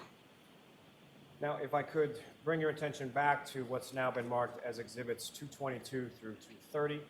Your Honor, with the court's permission, if I could publish some of those photographs for the jury. Okay. And what's been marked as Exhibit 222. Again, you recognize what's picking up on the screen? Yes, I do. And with reference to your observations of the red-brown stains on that clothing or any other item of clothing, similar to the tears or cuts or the damaged areas that you observed, were those areas similarly marked with some sort of sticker? Yes, that's correct. And is it sort of the same linear path as far as numbering or lettering, or how do you denote those? For the red-brown stains on this item, I use letters. Starting with A and then sort of going through it, is that correct? Yes, that's correct. And Ms. Gilman, if I could have, photograph 9842. Again, do you recognize what's up on the screen? Yes, I do. And what do you recognize that to be? That would be red-brown stain A that I noted on the sweatshirt. And Ms. Gilman, if I could have 9843. And what's up on the screen, which has been marked as Exhibit 224, do you recognize that as well? Yes, I do. And what do you recognize that to be? Those are red-brown stains B and C that I noted on the sweatshirt. And Ms. Gilman, if I could have photograph 9844. What's up on the screen now is Exhibits 225. Those are stains that you labeled B, C, and F, is that correct? Yes, that's correct. That's just sort of a pulled-out version of that to denote where B and C were located on the sweatshirt, is that fair to say? Yes, that's correct. And Ms. Gilman, if I could have photograph 9846. And what's now on screen is Exhibit 227. And again, Ms. Gilman, if you could zoom in a little bit on the stickers. And Ms. Hartnett, do you recognize what's up there on the screen as Exhibit 227? Yes, I do. And these are two other things that you noted as far as D and E on the same item? Yes, that's correct. Now, ma'am, with reference to the other photographs that I think you still have before you that I gave you when the stenographer was marking the last batch, do you recognize generally what's depicted in those photographs? Yes, I do. And what do you recognize those to be? These are photographs of item 7-17, the orange T-shirt that was told was belonging to John O'Keefe. And what's depicted in those photographs, is that a fair and accurate portrayal of what you observed as far as the orange T-shirt was concerned in your lab that day? Yes, that's correct. May I approach again, Your Honor? Yes. I'm going to seek to introduce the next exhibits. No objection, Your Honor. Thank you.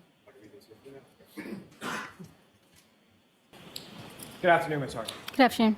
So with respect to the photographs that were just marked as exhibits of the orange T-shirt, that was item that was marked as 7-1, is that correct? I'm sorry, 7-17. Yes, that's correct. So similar to how you had marked off areas of either damage or red-brown stains, was that similar to what you did with the gray hooded sweatshirt? Is that similar to what you did with the orange T-shirt as well? Yes, that's correct. And then there were two other clothing items that you examined, being a pair of jeans and a set of sneakers, correct? Yes, that's correct. And with reference to the jeans, that was marked as item 7-1, is that correct? Yes, that's correct. And with respect to the sneakers, that was marked as item 7-4, is that correct? Each sneaker had its own item number. One was 7-3 and one was 7-4. And with respect to the evidence as far as the stickers and sort of the denotations that you had made in regard to either damage or red-brown stains, was that similarly done with respect to each of those remaining clothing items as well? Yes, that's correct. And Your Honor, may I approach? Yes. So, Ms. Hartnett, with respect to the jeans, showing you a series of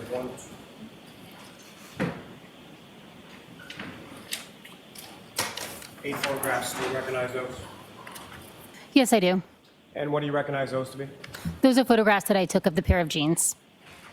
And what's contained in those photographs, a fair and accurate portrayal of your observations of those jeans when you conducted your examination of them at the lab? Yes, that's correct. May I approach again, Your Honor? Yes. I'm oath to seek to introduce and admit as the next exhibits. All right, and there's no objection, you said, Mr. Jackson, correct?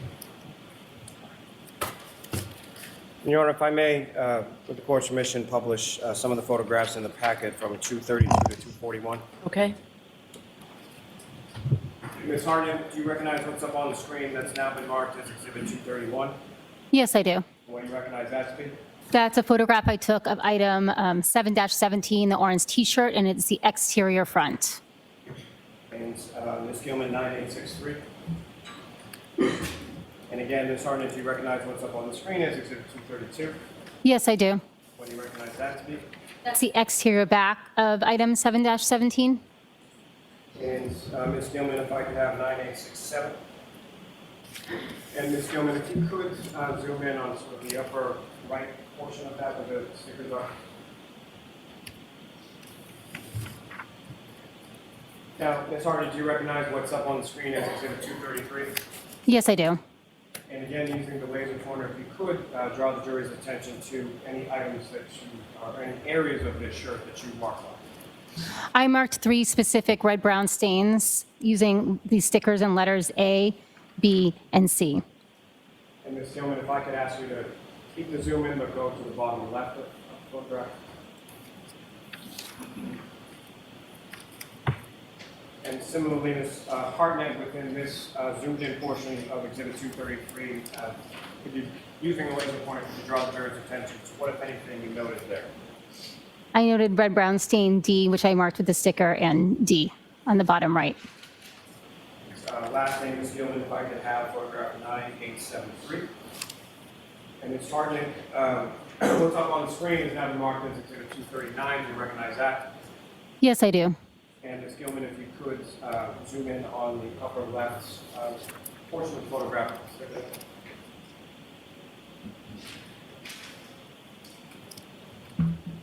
And again, Ms. Hartnett, if you could, using the laser pointer, just draw the jury's attention to what, if anything, you noted there. I noted this specific red-brown stain, and I marked it E. Thank you. And Your Honor, similarly, with the court's permission, if I could publish what's been marked now as Exhibit 242 through 249. Okay. Ms. Hartnett, direct your attention up to the screen with now marked as Exhibit 242. Do you recognize that? Yes, I do. What do you recognize that to be? That's a photograph of the exterior front of the jeans with the belt, item 7-1. And Ms. Gilman, if I could have 9887.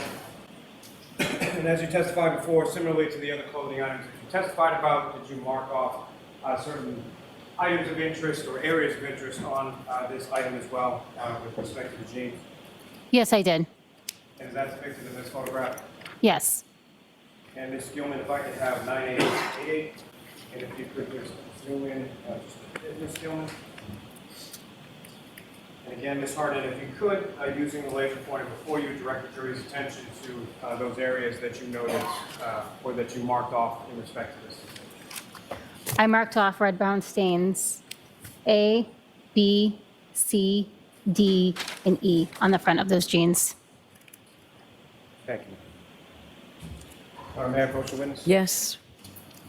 Hartnett, showing you another series of client photographs. If you could just review those. Do you recognize what's depicted in those photographs? Yes, I do. And what do you recognize those to be? These are photographs of the sneakers, items 7-3 and 7-4. May I approach, Your Honor? Yes. Your Honor, the Commonwealth seek to introduce and submit the next exhibits. Okay. No objection. Thank you. Ms. Hartnett, with reference to the sneakers and sort of the other clothing items that you received, do you recall how or where or when it was that you received each of those respective clothing items? Or how the lab did, you know?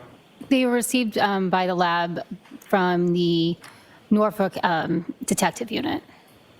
And as far as the sneakers being labeled with two different stickers, do you know why that was? One of the sneakers was recovered from 34 Fairview Road, and one of the sneakers was recovered from the hospital. Now, with reference to the photographs that I've just placed before you, have you had a chance to look at those? These ones here? Yes, No. if you could.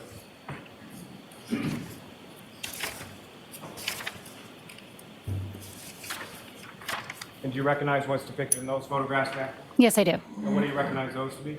Those are the fingernail clippings that were submitted for John O'Keefe And do you know where they were submitted from? by the Norfolk County Detective Unit. May I approach you? Yes. I'll call them up to introduce in a minute. The next exhibit. Okay. And Your Honor, with respect to each of those, I'm not seeking to publish those to the jury at this time. So, Okay. Court officer. The lights back on, please. Now, Ms. Hartnett, with respect to those stains on the gray sweatshirt, the orange T-shirt, and the jeans, what, if any, testing was done with respect to those stains? A screening test was performed on each of the red-brown stains on those items. I'm sorry, did you say the sneakers? Could you repeat what items you're speaking of? With respect to each of those respective clothing items, what, if any, testing was done with regard to any stains you observed on those items of clothing? For the sweatshirt, the T-shirt, and the jeans, I saw visible red-brown stains, which I screened for blood. The majority were also, I also performed a confirmatory test for blood. There was one stain on the orange T-shirt, however, that was too small to perform that confirmatory test. So for that instance, I noted that the stain was quantity limited, and I preserved it after the positive screening test instead of performing a confirmatory test in order to preserve enough material for any DNA analysis.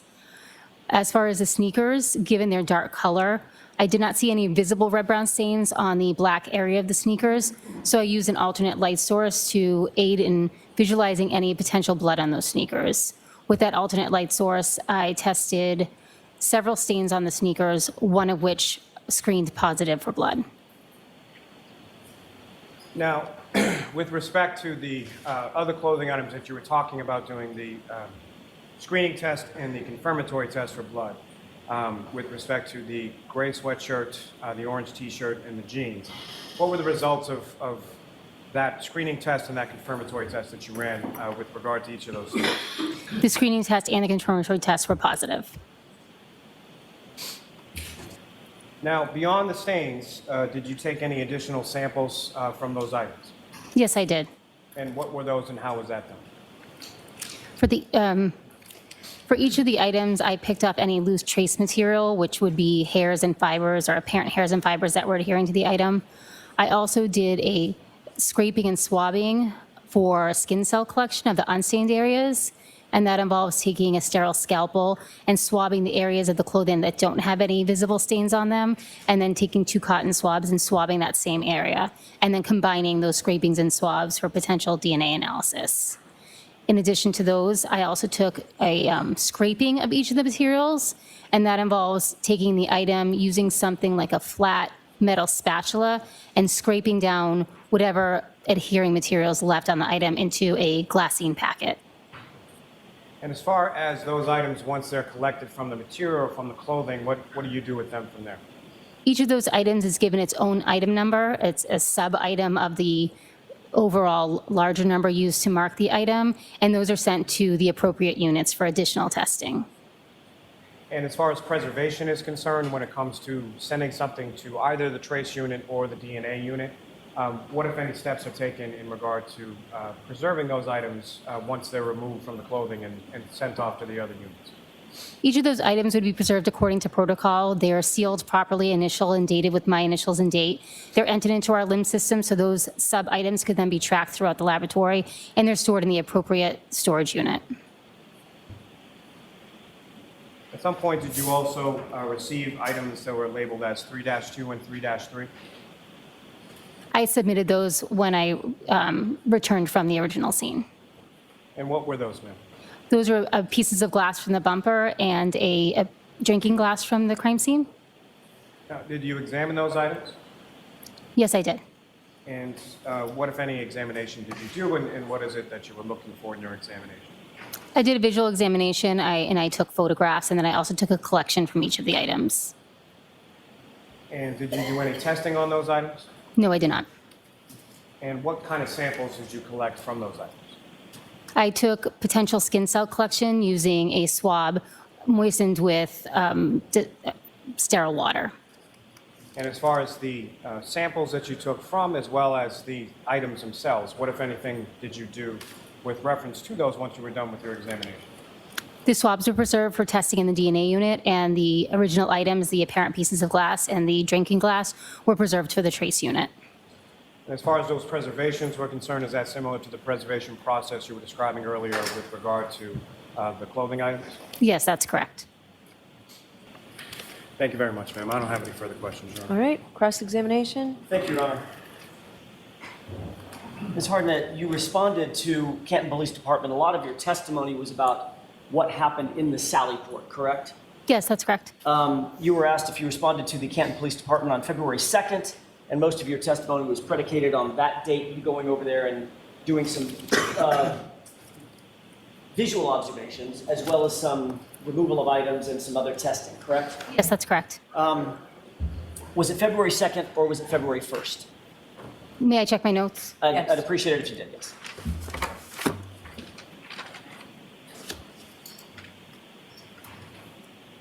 My apologies, that was my error. It was February 1st. Okay. So everything that you testified to, you only went once. Yes, that's correct. So everything that you testified to having taken place on February 1st, we should assume it was actually on February 2nd, we should assume it was actually February 1st, the one time you were there. Yes, I was there one time. Okay. Were you dispatched to the Sally Port? And I apologize, I'm not yelling at you. I'm trying to keep my voice elevated, so just so you know. Understood. It's not my normal speaking voice. You were dispatched at the behest of one of the Massachusetts State Troopers, correct? Yes, that's correct. The Detective Bureau specifically, right? Yes, that's correct. Trooper Proctor more specifically, correct? Yes, that's correct. And Trooper Proctor, you knew at that time to be the lead detective, the person that was in control of the investigation. May I check my notes who I wrote down as the lead investigator at that If it time? would refresh your recollection, sure. With the court's permission. Yes.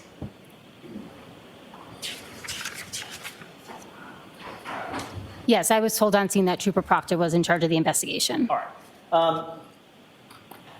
Now, while you were there, one of the things that you did initially was to just do an overview of the vehicle, correct? Yes, that's correct. Obviously, that was important given the limited information that you had at that time about a potential motor vehicle pedestrian incident, correct? Correct.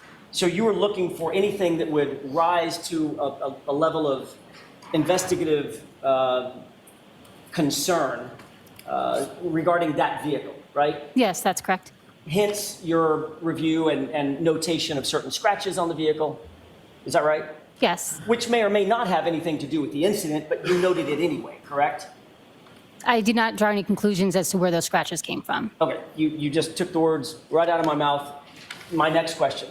The dent that you noted and photographed, you made no conclusion that that occurred as a result of a motor vehicle pedestrian incident, correct? That's correct. The scratches, and I'm just going to go through a couple of them. The scratches that you denoted and had photographed, you made no conclusions about that having anything to do with a motor vehicle pedestrian incident, correct? That's correct. Even the broken taillight, at that point, you made no conclusions or drew no scientific conclusions about that having anything at all to do with a motor vehicle pedestrian incident, correct? That's correct. You did, however, look for tissue, human tissue, blood, biological material, and things of that nature on the car itself. Did you not? Yes, I did.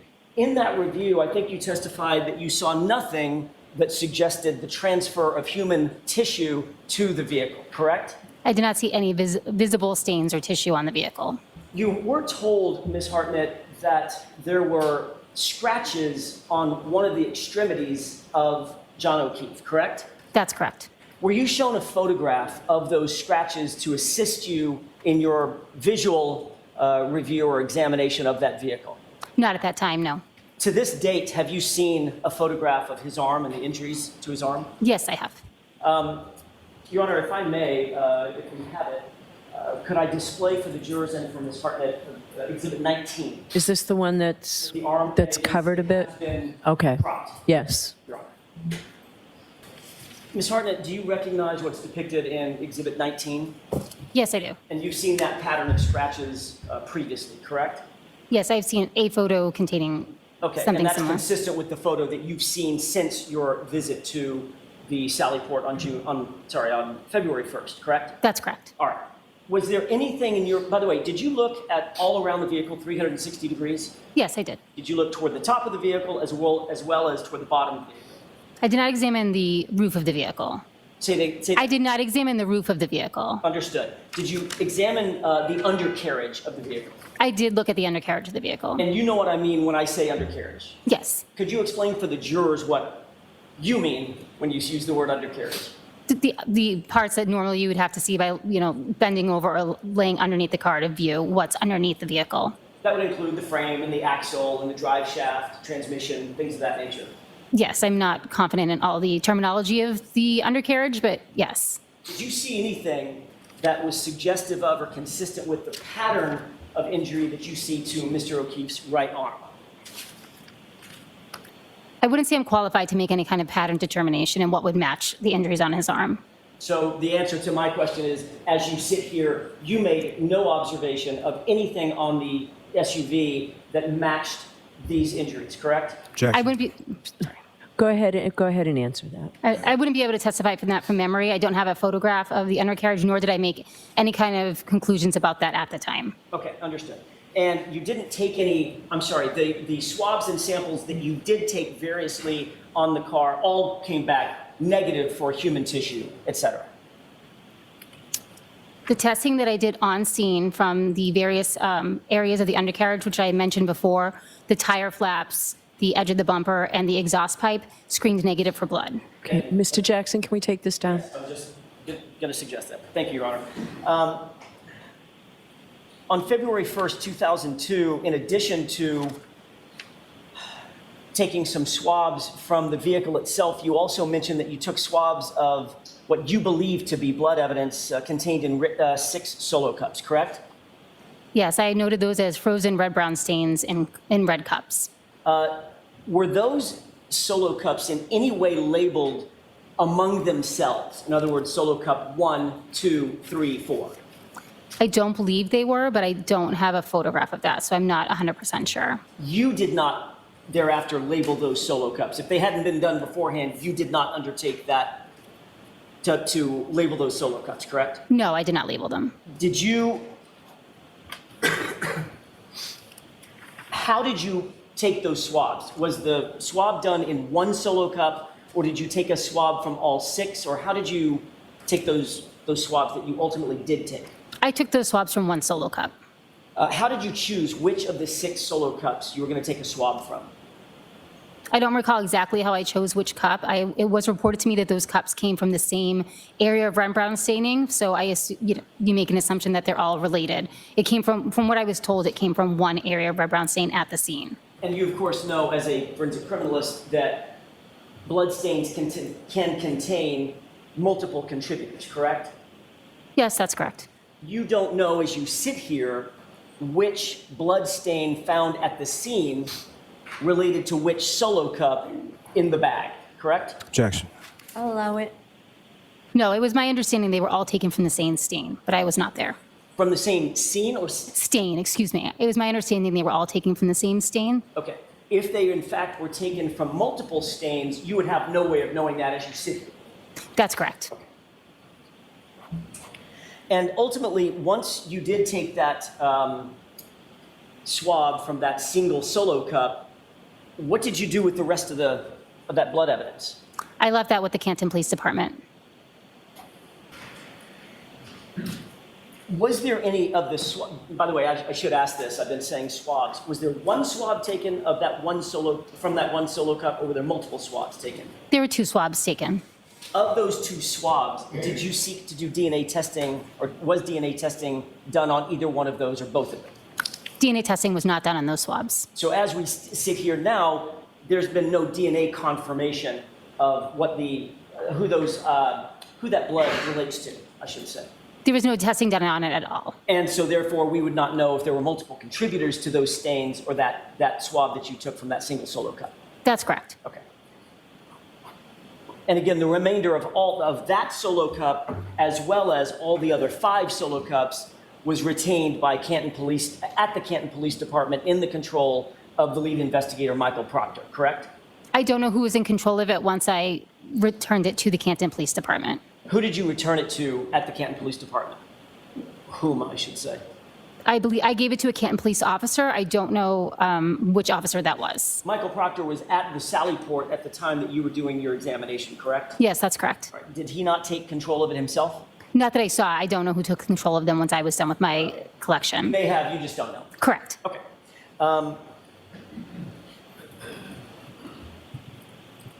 Going back to some of the damage that you did note on the vehicle, that vehicle looked like it had been driven to a certain degree, right? Objection.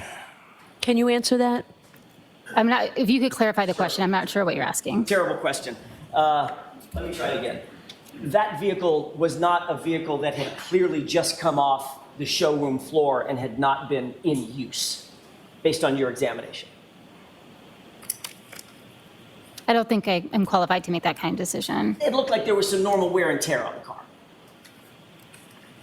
Other than the specific items that I pointed out earlier, the dent and the scratches, the exterior was in overall good condition. So I can't say specifically if it was driven I don't think I can make that conclusion unless you want to rephrase the question. You didn't have any reason to believe that car was in any other condition than it had been owned and driven by somebody, right? Or could you make that conclusion? I don't think I can make that conclusion. So it could have been an absolutely brand new, right off the showroom floor car? I guess I don't have any understanding of what could have happened to it in the showroom. I'm not sure I understand the line of questioning. Why don't we move along? Fair enough. I guess what I'm asking is, you've done some damage analysis in the past, obviously. This was not your first rodeo, right? I don't do damage analysis of some vehicles. Okay. Did this car look like it had reasonably normal wear and tear on it? That's my question. I don't feel comfortable answering that question. Okay. Ultimately, the right rear taillight housing was removed, correct? Yes, that's correct. Were you the person, Ms. Hartnett, who actually used the tools to remove that taillight, be it screwdrivers, wrenches, anything else? No. Okay. Who was that actually did that work? It was a Canton police officer that had entered the garage, and as I was removing it, he offered to help. He said he knew how to basically take it out of the housing, which at that point, I was not sure how I would do that. Okay. I'd like to show you an exhibit that you'd been shown just a few minutes ago before the lunch break, 187, with the court's permission. Okay. Does that look like the same housing that you removed from the SUV, or you saw being removed from the SUV? Yes, that is the taillight housing that I submitted to the lab from the garage. Ultimately, there was a swab taken, you mentioned on direct examination, of that taillight somewhere on the housing, correct? Yes, I took a swab from that taillight. Where exactly did you take that swab from?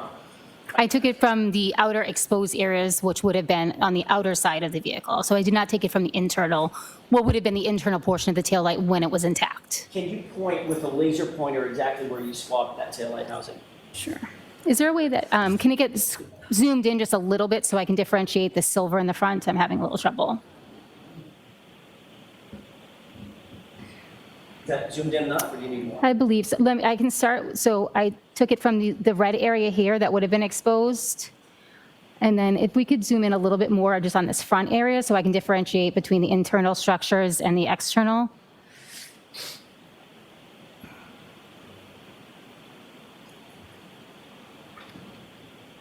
Was it one swab? Yes, that's correct. Okay, so you swabbed multiple areas with one swab and then submitted that.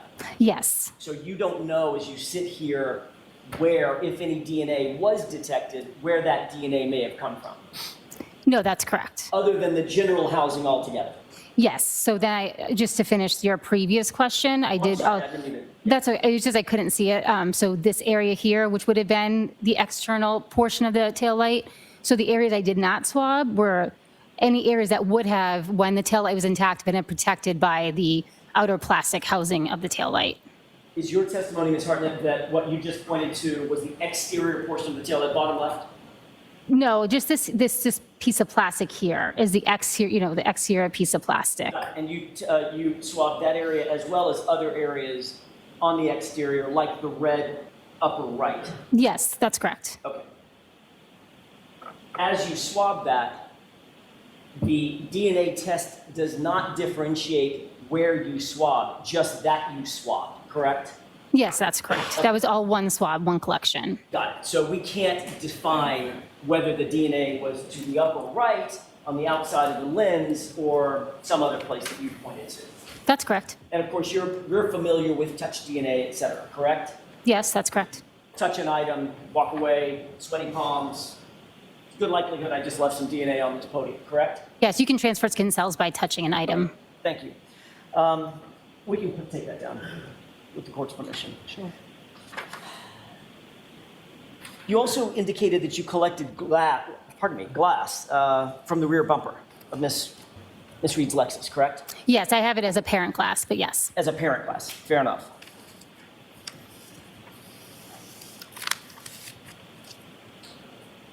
You labeled that as item 3-3, and it was 5 pieces of glass labeled A through E, right? A, B, C, D, E. Is that May I yes? look at, may I refer to my notes? With the court's permission. Yes.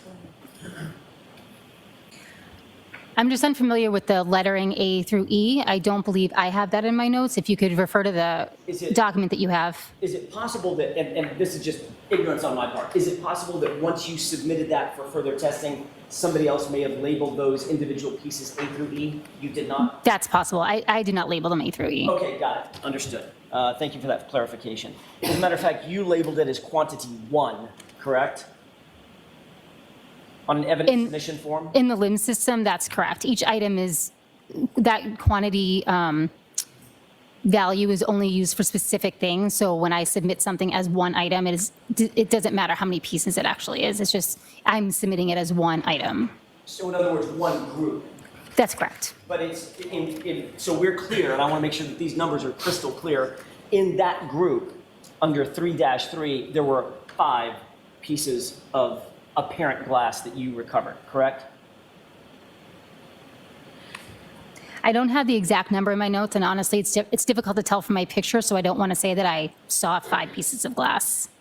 Did you not annotate that somewhere, that you recovered 5 pieces?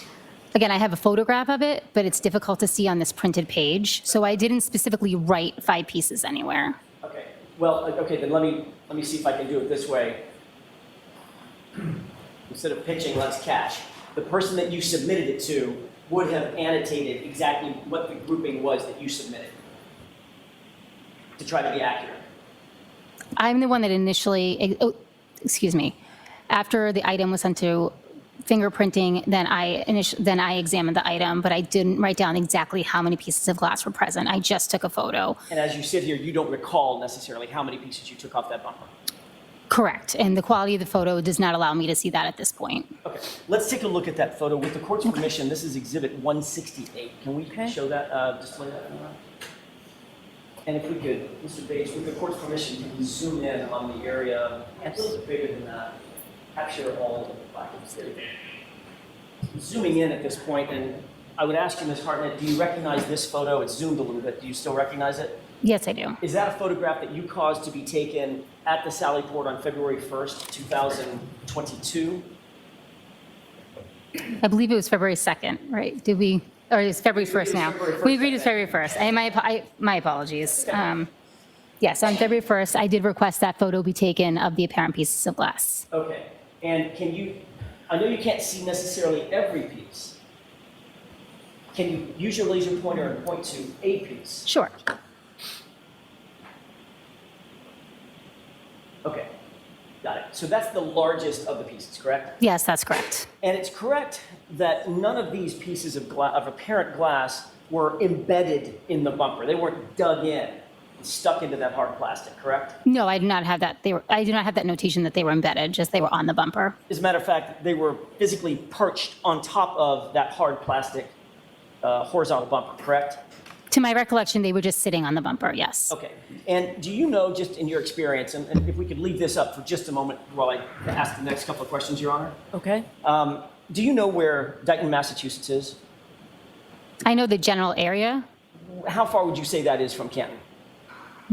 I don't know, maybe a half an hour. I'm not exactly sure. Do your notes indicate that the vehicle was recovered from Dighton and towed back to Canton and placed in the Sally Port before you started your examination? Yes. So and you also had been apprised before you began your examination that the incident in question took place in Canton, correct? Yes, that's correct. So you knew as you were looking at this vehicle and doing your examination, the vehicle had to have been driven by definition from Canton to Dighton and then towed back from Dighton back to Canton, correct?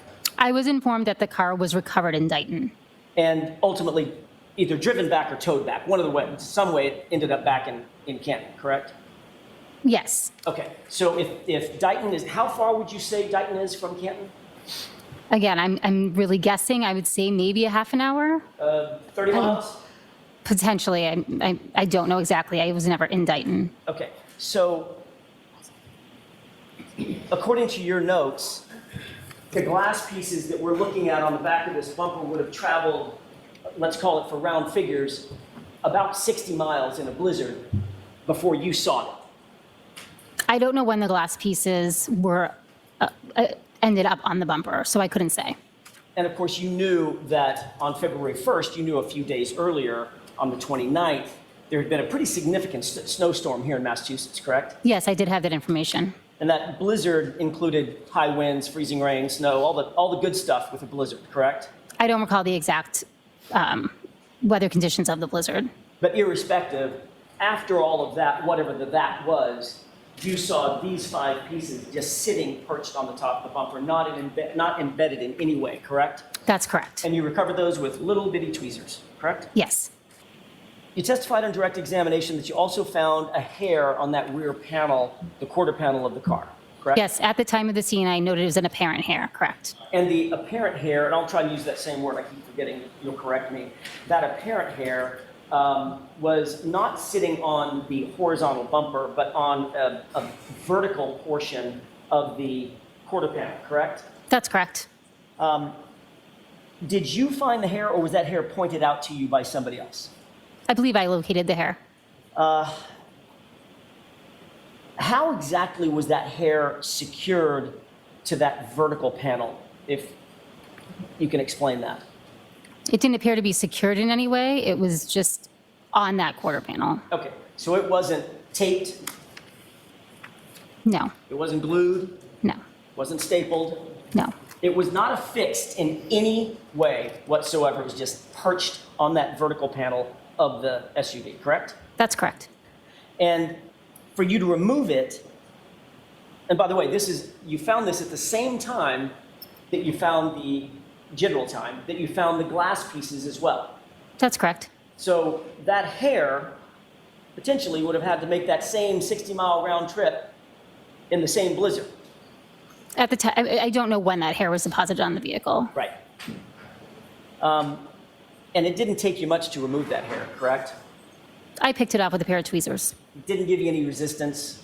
Not that I recall. Okay.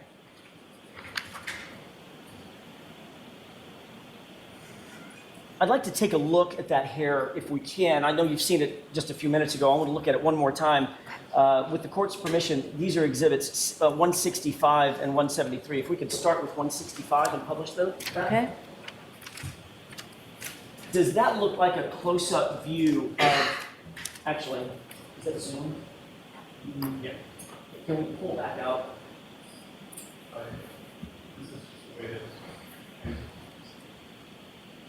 Your Honor, may I do this a different way? All right? Your Honor, may I approach with you? Yes. Thank you. If I may hand you those very briefly. Could you take a look at those 4 photographs and tell me if you recognize the first 2 to be exhibits 165 and 173? They're not marked on there, but what you earlier looked at. Okay. Do those appear to be those 2 exhibits that you earlier saw? Yes, I don't know what numbers they were, but I do remember seeing these photos earlier. Fair enough. And then the second 2 photos, do those appear to be zoomed photos of the same 2 photographs? Yes, they do. With the court's permission, I would ask that the zoomed photos be marked as next in order. Is there any objection, Mr. Lally? No, Your Honor. Can I approach? Yes. All right, we're looking at what's previously been marked as 165. Does that appear to be a photo of the hair? Would it be possible just to zoom in on that, Absolutely. the This is not sticker? an eye contest. And just a little bit, I'm just trying to read the letter on the white marker. Yes, so that, correct. So that hair looks, as we're looking at it, you will agree that hair looks like almost like a backward C, correct? In other words, it looks like it's more vertical than flat in that photograph, correct? I would agree it looks like a C on the side of the car. If we could go to exhibit 173, and this is the same hair photographed a second time, correct? If we could, again, just zoom in on that sticker. Yes, that's correct. Ms. Hartnett, does it look to you like between the first and the second photographs, that hair has moved?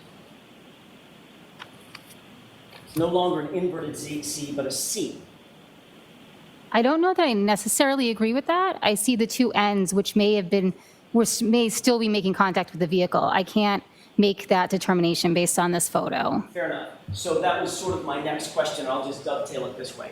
Did it appear to you that the hair, which is curled, was making contact with the vehicle on the top point and the bottom point? I would say from this photo, I honestly can't tell if those 2 ends are coming off the vehicle or touching the vehicle. I just can't make that determination. But you would agree that that hair was somewhat precariously perched on that vertical quarter panel, correct? Objection. I want to sustain the objection, ask it differently.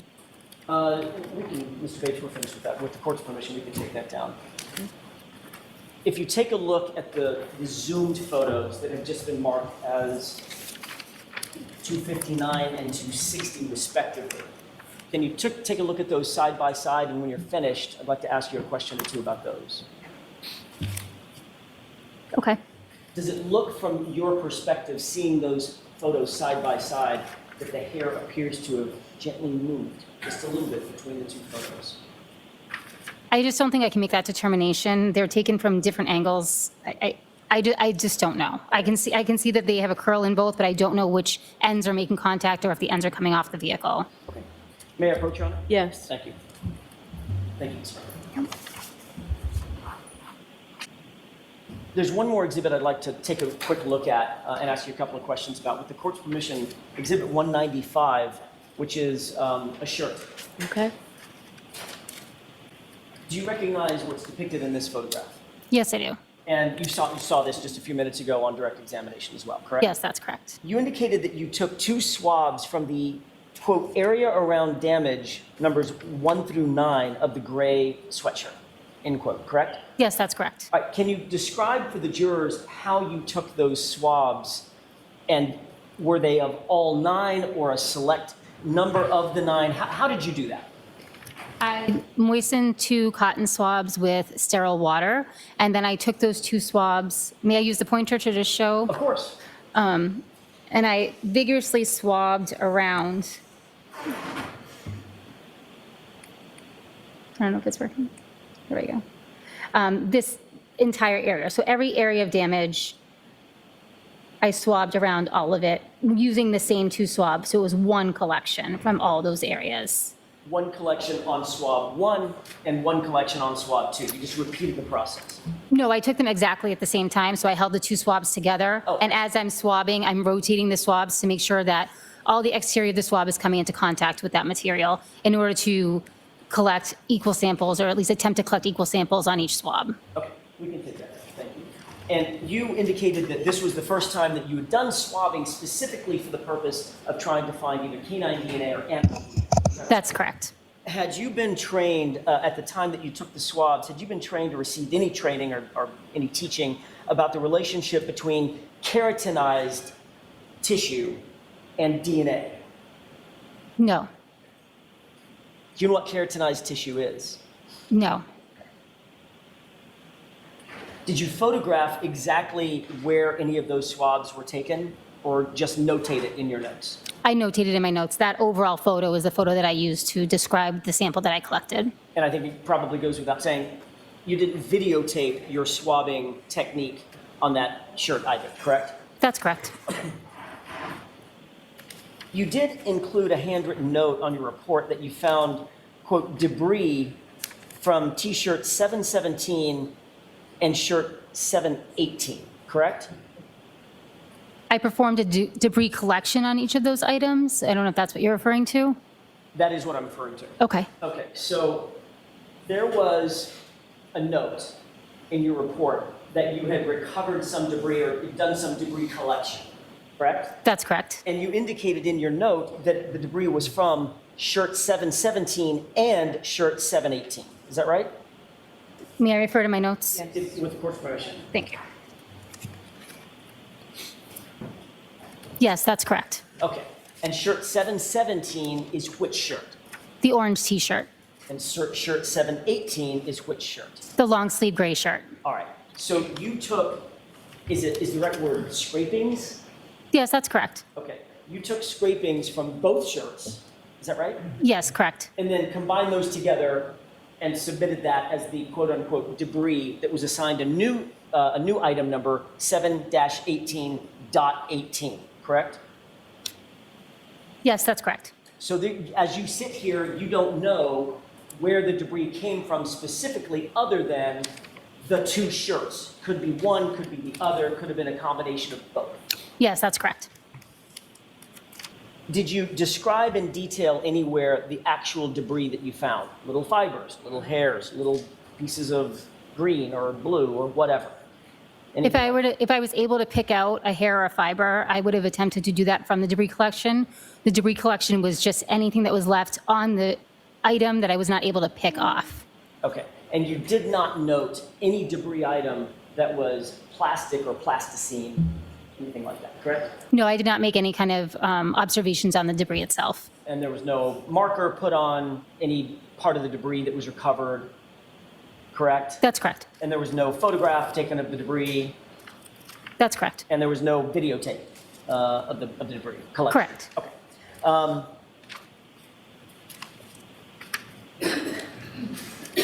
When you received item 717 and item 718, that came in one evidence bag, did it not? Yes, it did. Your Honor, may I approach briefly? Yes. If you wouldn't mind taking a look at that. That's a photograph. I'd ask you to review and tell me if you recognize it. Not the photograph, but what's depicted in the photograph. Yes, I do. How do you recognize that? This is the container that contained it's a photo of the brown paper bag that contained the long sleeve gray shirt as well as the orange T-shirt. May I approach, Your Honor? Yes. At could ask that be marked as next in order. Any objections to Lally? No, Your Honor. To the 261. This evidence bag notes, let me start over. This evidence bag is in the condition that it was in when you received it, meaning the writing on the bag was already there when you received it. Yes, that's correct. And it notes that it was, these items of evidence were collected by Trooper Proctor, correct? Yes, correct. And the date of collection was January 29, 2022, is that right? I'd have to relook at that Of course. for the date. May I approach? Yes. Got it? Yes, it May I didn't, display So you got an answer. my Right, I think- apologies. my mistake? The date on there is January 29th, 2022. So I don't have to walk back and forth, may I display Yes. this service report information? Oh, does that look like what you're looking at, exhibit 261? Yes. That's correct. Thank you. Let me see if I can stand out of the way. You see Trooper Proctor's name on the evidence bag as the person that collected it.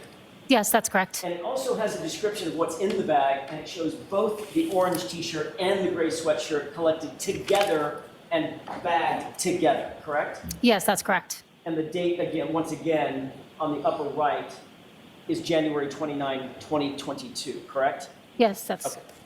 You have no way of knowing, as you sit here, the journey that those two items of evidence took before they got to you in your lab, correct? yes, they're tracked as soon as they're entered into our laboratory system by us. I didn't hear any of that. I'm so My sorry. apologies. The item would be tracked as soon as it's submitted to our lab by us, by the crime lab. Thank you. We can take this down, Your Honor. Thank you.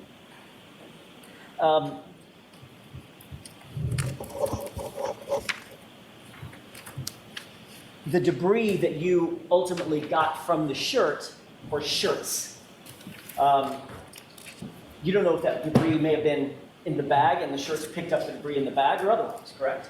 Correct. Because they were housed together, Yes, stored together. that's correct. Were you aware before you began your analysis on either one of those shirts that those shirts had been found at the bottom of an ambulance, on the floor of an ambulance at one point? I don't have any knowledge of where the clothing, what condition the clothing in was before I got it. Okay, and that probably answers my next question, but just for the record, you don't have any knowledge personally as you sit here that either one of the shirts or both of them were the floor of a hospital room as well. I have no information about where the shirts were. One of the things that you did indicate was, in your direct examination, was how important it is to maintain sanitary conditions with evidence to avoid contamination, correct? That's correct. For instance, you wouldn't want to take the swabs that you so carefully utilized to swab an item of evidence and then, oops, drop it on the floor. You would have to discard that item and then start over, correct? If a swab is dropped on the floor, we don't discard it. We would preserve it, but that would be a note that we would have to put in our file, and that, yes, that swab would not be tested any further. Right, because of the possibility of cross-contamination. Correct. And at least according to the evidence bag, those two shirts were in the custody and control of which trooper before you got them? Trooper Proctor collected the evidence, according to the bag. Thank you. Ultimately, Ms. Hartnett, every single piece of taillight material and clothing that you've described in your testimony today on direct and cross-examination, all of that evidence was presented to you or to the lab at one time in one bundle on March 14th, 2022, correct? No, that's incorrect. Which portion was in the lab before March 14th? The tail light that I collected from the vehicle was submitted prior to that, as well as any other items that I took from the vehicle. Okay, that was a great answer and my mistake. I knew that and I forgot it. So the taillight housing you took on the first? Correct. Okay. Every other item other than the taillight housing itself, which you took personal possession of, all the taillight fragments, all the clothing, orange shirt, gray shirt, jeans, shoes, everything, was all submitted in one fell swoop on March 14th, 2022. Is that right? No. What else am I incorrect about? So I just wanted to clear, anything that was collected from the vehicle, as well as the swabs from the red Solo cups and the drinking glass that I was presented with at Canton PD was submitted by me on February 1st. The other items, the clothing items were submitted together. And then there was another submission that had the fingernails and the known blood standards. So there were several submissions, so I'm hesitant to lump it all into one because it did happen on different dates. Okay, fair enough. Can we agree that the earliest submission, with the exception of the stuff that you actually took with you from the Sally Port, the taillight material, whatever swabs you took, I'm sorry, the taillight housing and whatever swabs you took, all of the other material that was submitted to the lab, all of the other evidence, the earliest date anything was submitted was March 14th, 2022. If you don't mind, I'm just going to take another look at my submission forms just to clarify. May I approach? Yes. I think I have it. It's a two-page document, if I can show Mr. Lally. Is that a copy of your submission form?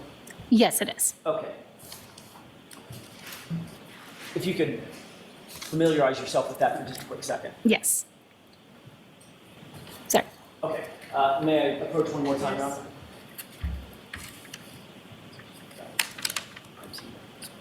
Tracking on. I have one more document I'm going to ask you to take a glance at. Okay.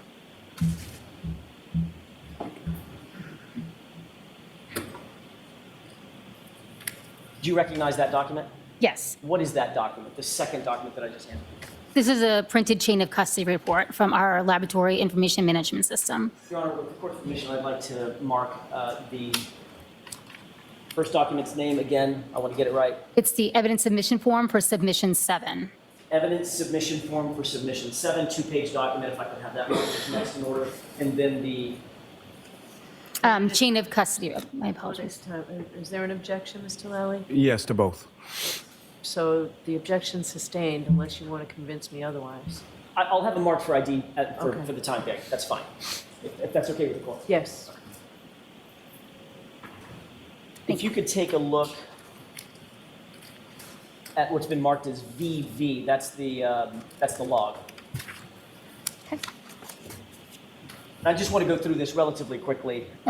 With regard to plastic pieces that were submitted, if you look on page, for instance, page 11, where a tab is. Yep. That shows that that piece was submitted on March 14th, correct? Yes, that's correct. And there was a piece submitted on March 14th on page, notated on page 12.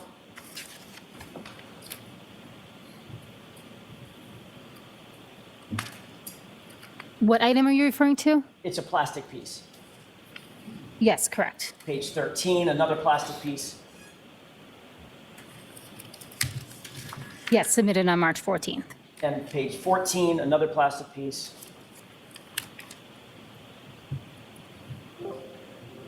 Yes, that's correct. Page 15, another plastic piece.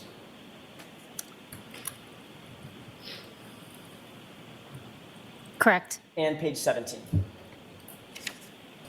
Yes, that's correct. And then if you turn to the next page, page 18, that's the orange T-shirt that shows its submission date, correct? Yes, that's correct. And what's that date?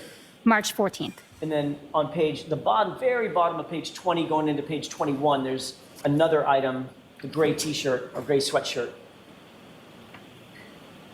Yes, that was also submitted on March 14th. Okay, thank you. May I approach? Yes. Thank you.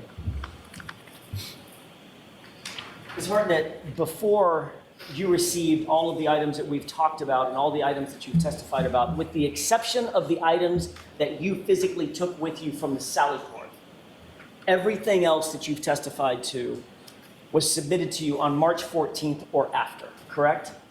That's correct. And all submitted by Trooper Proctor, correct?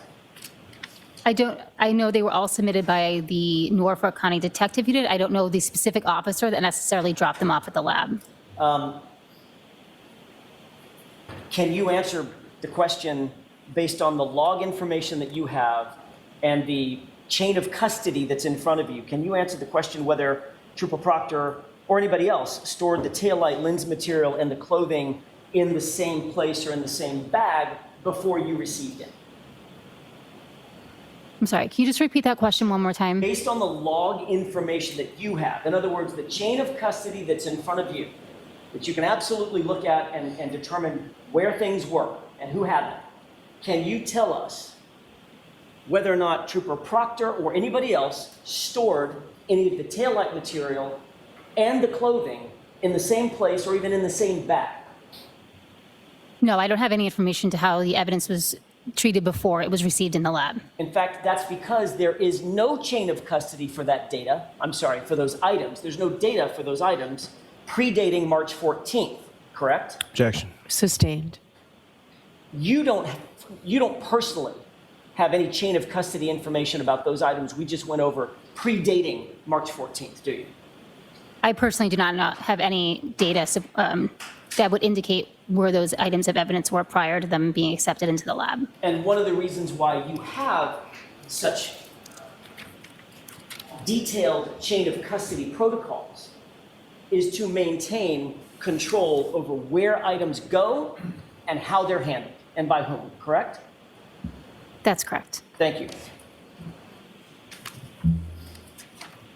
I have nothing further at this time. Okay, anything, Mr. Lally?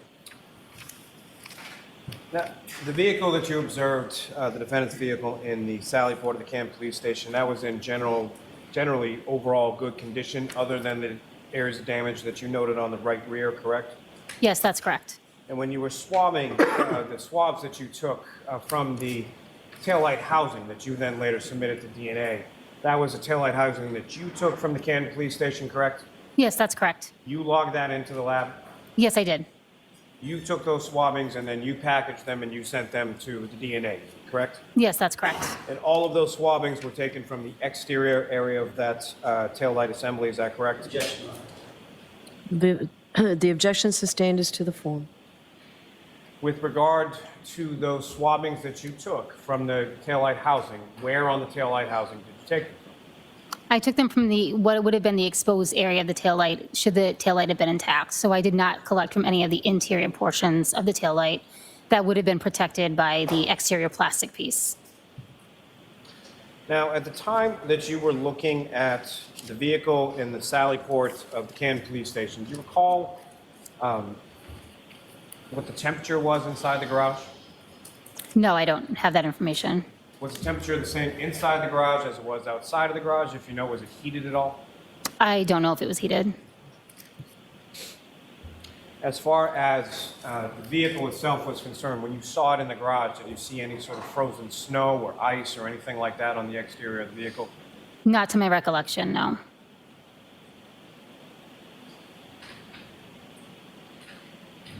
I have nothing further, Your Honor. On that limited bit, One follow-up question.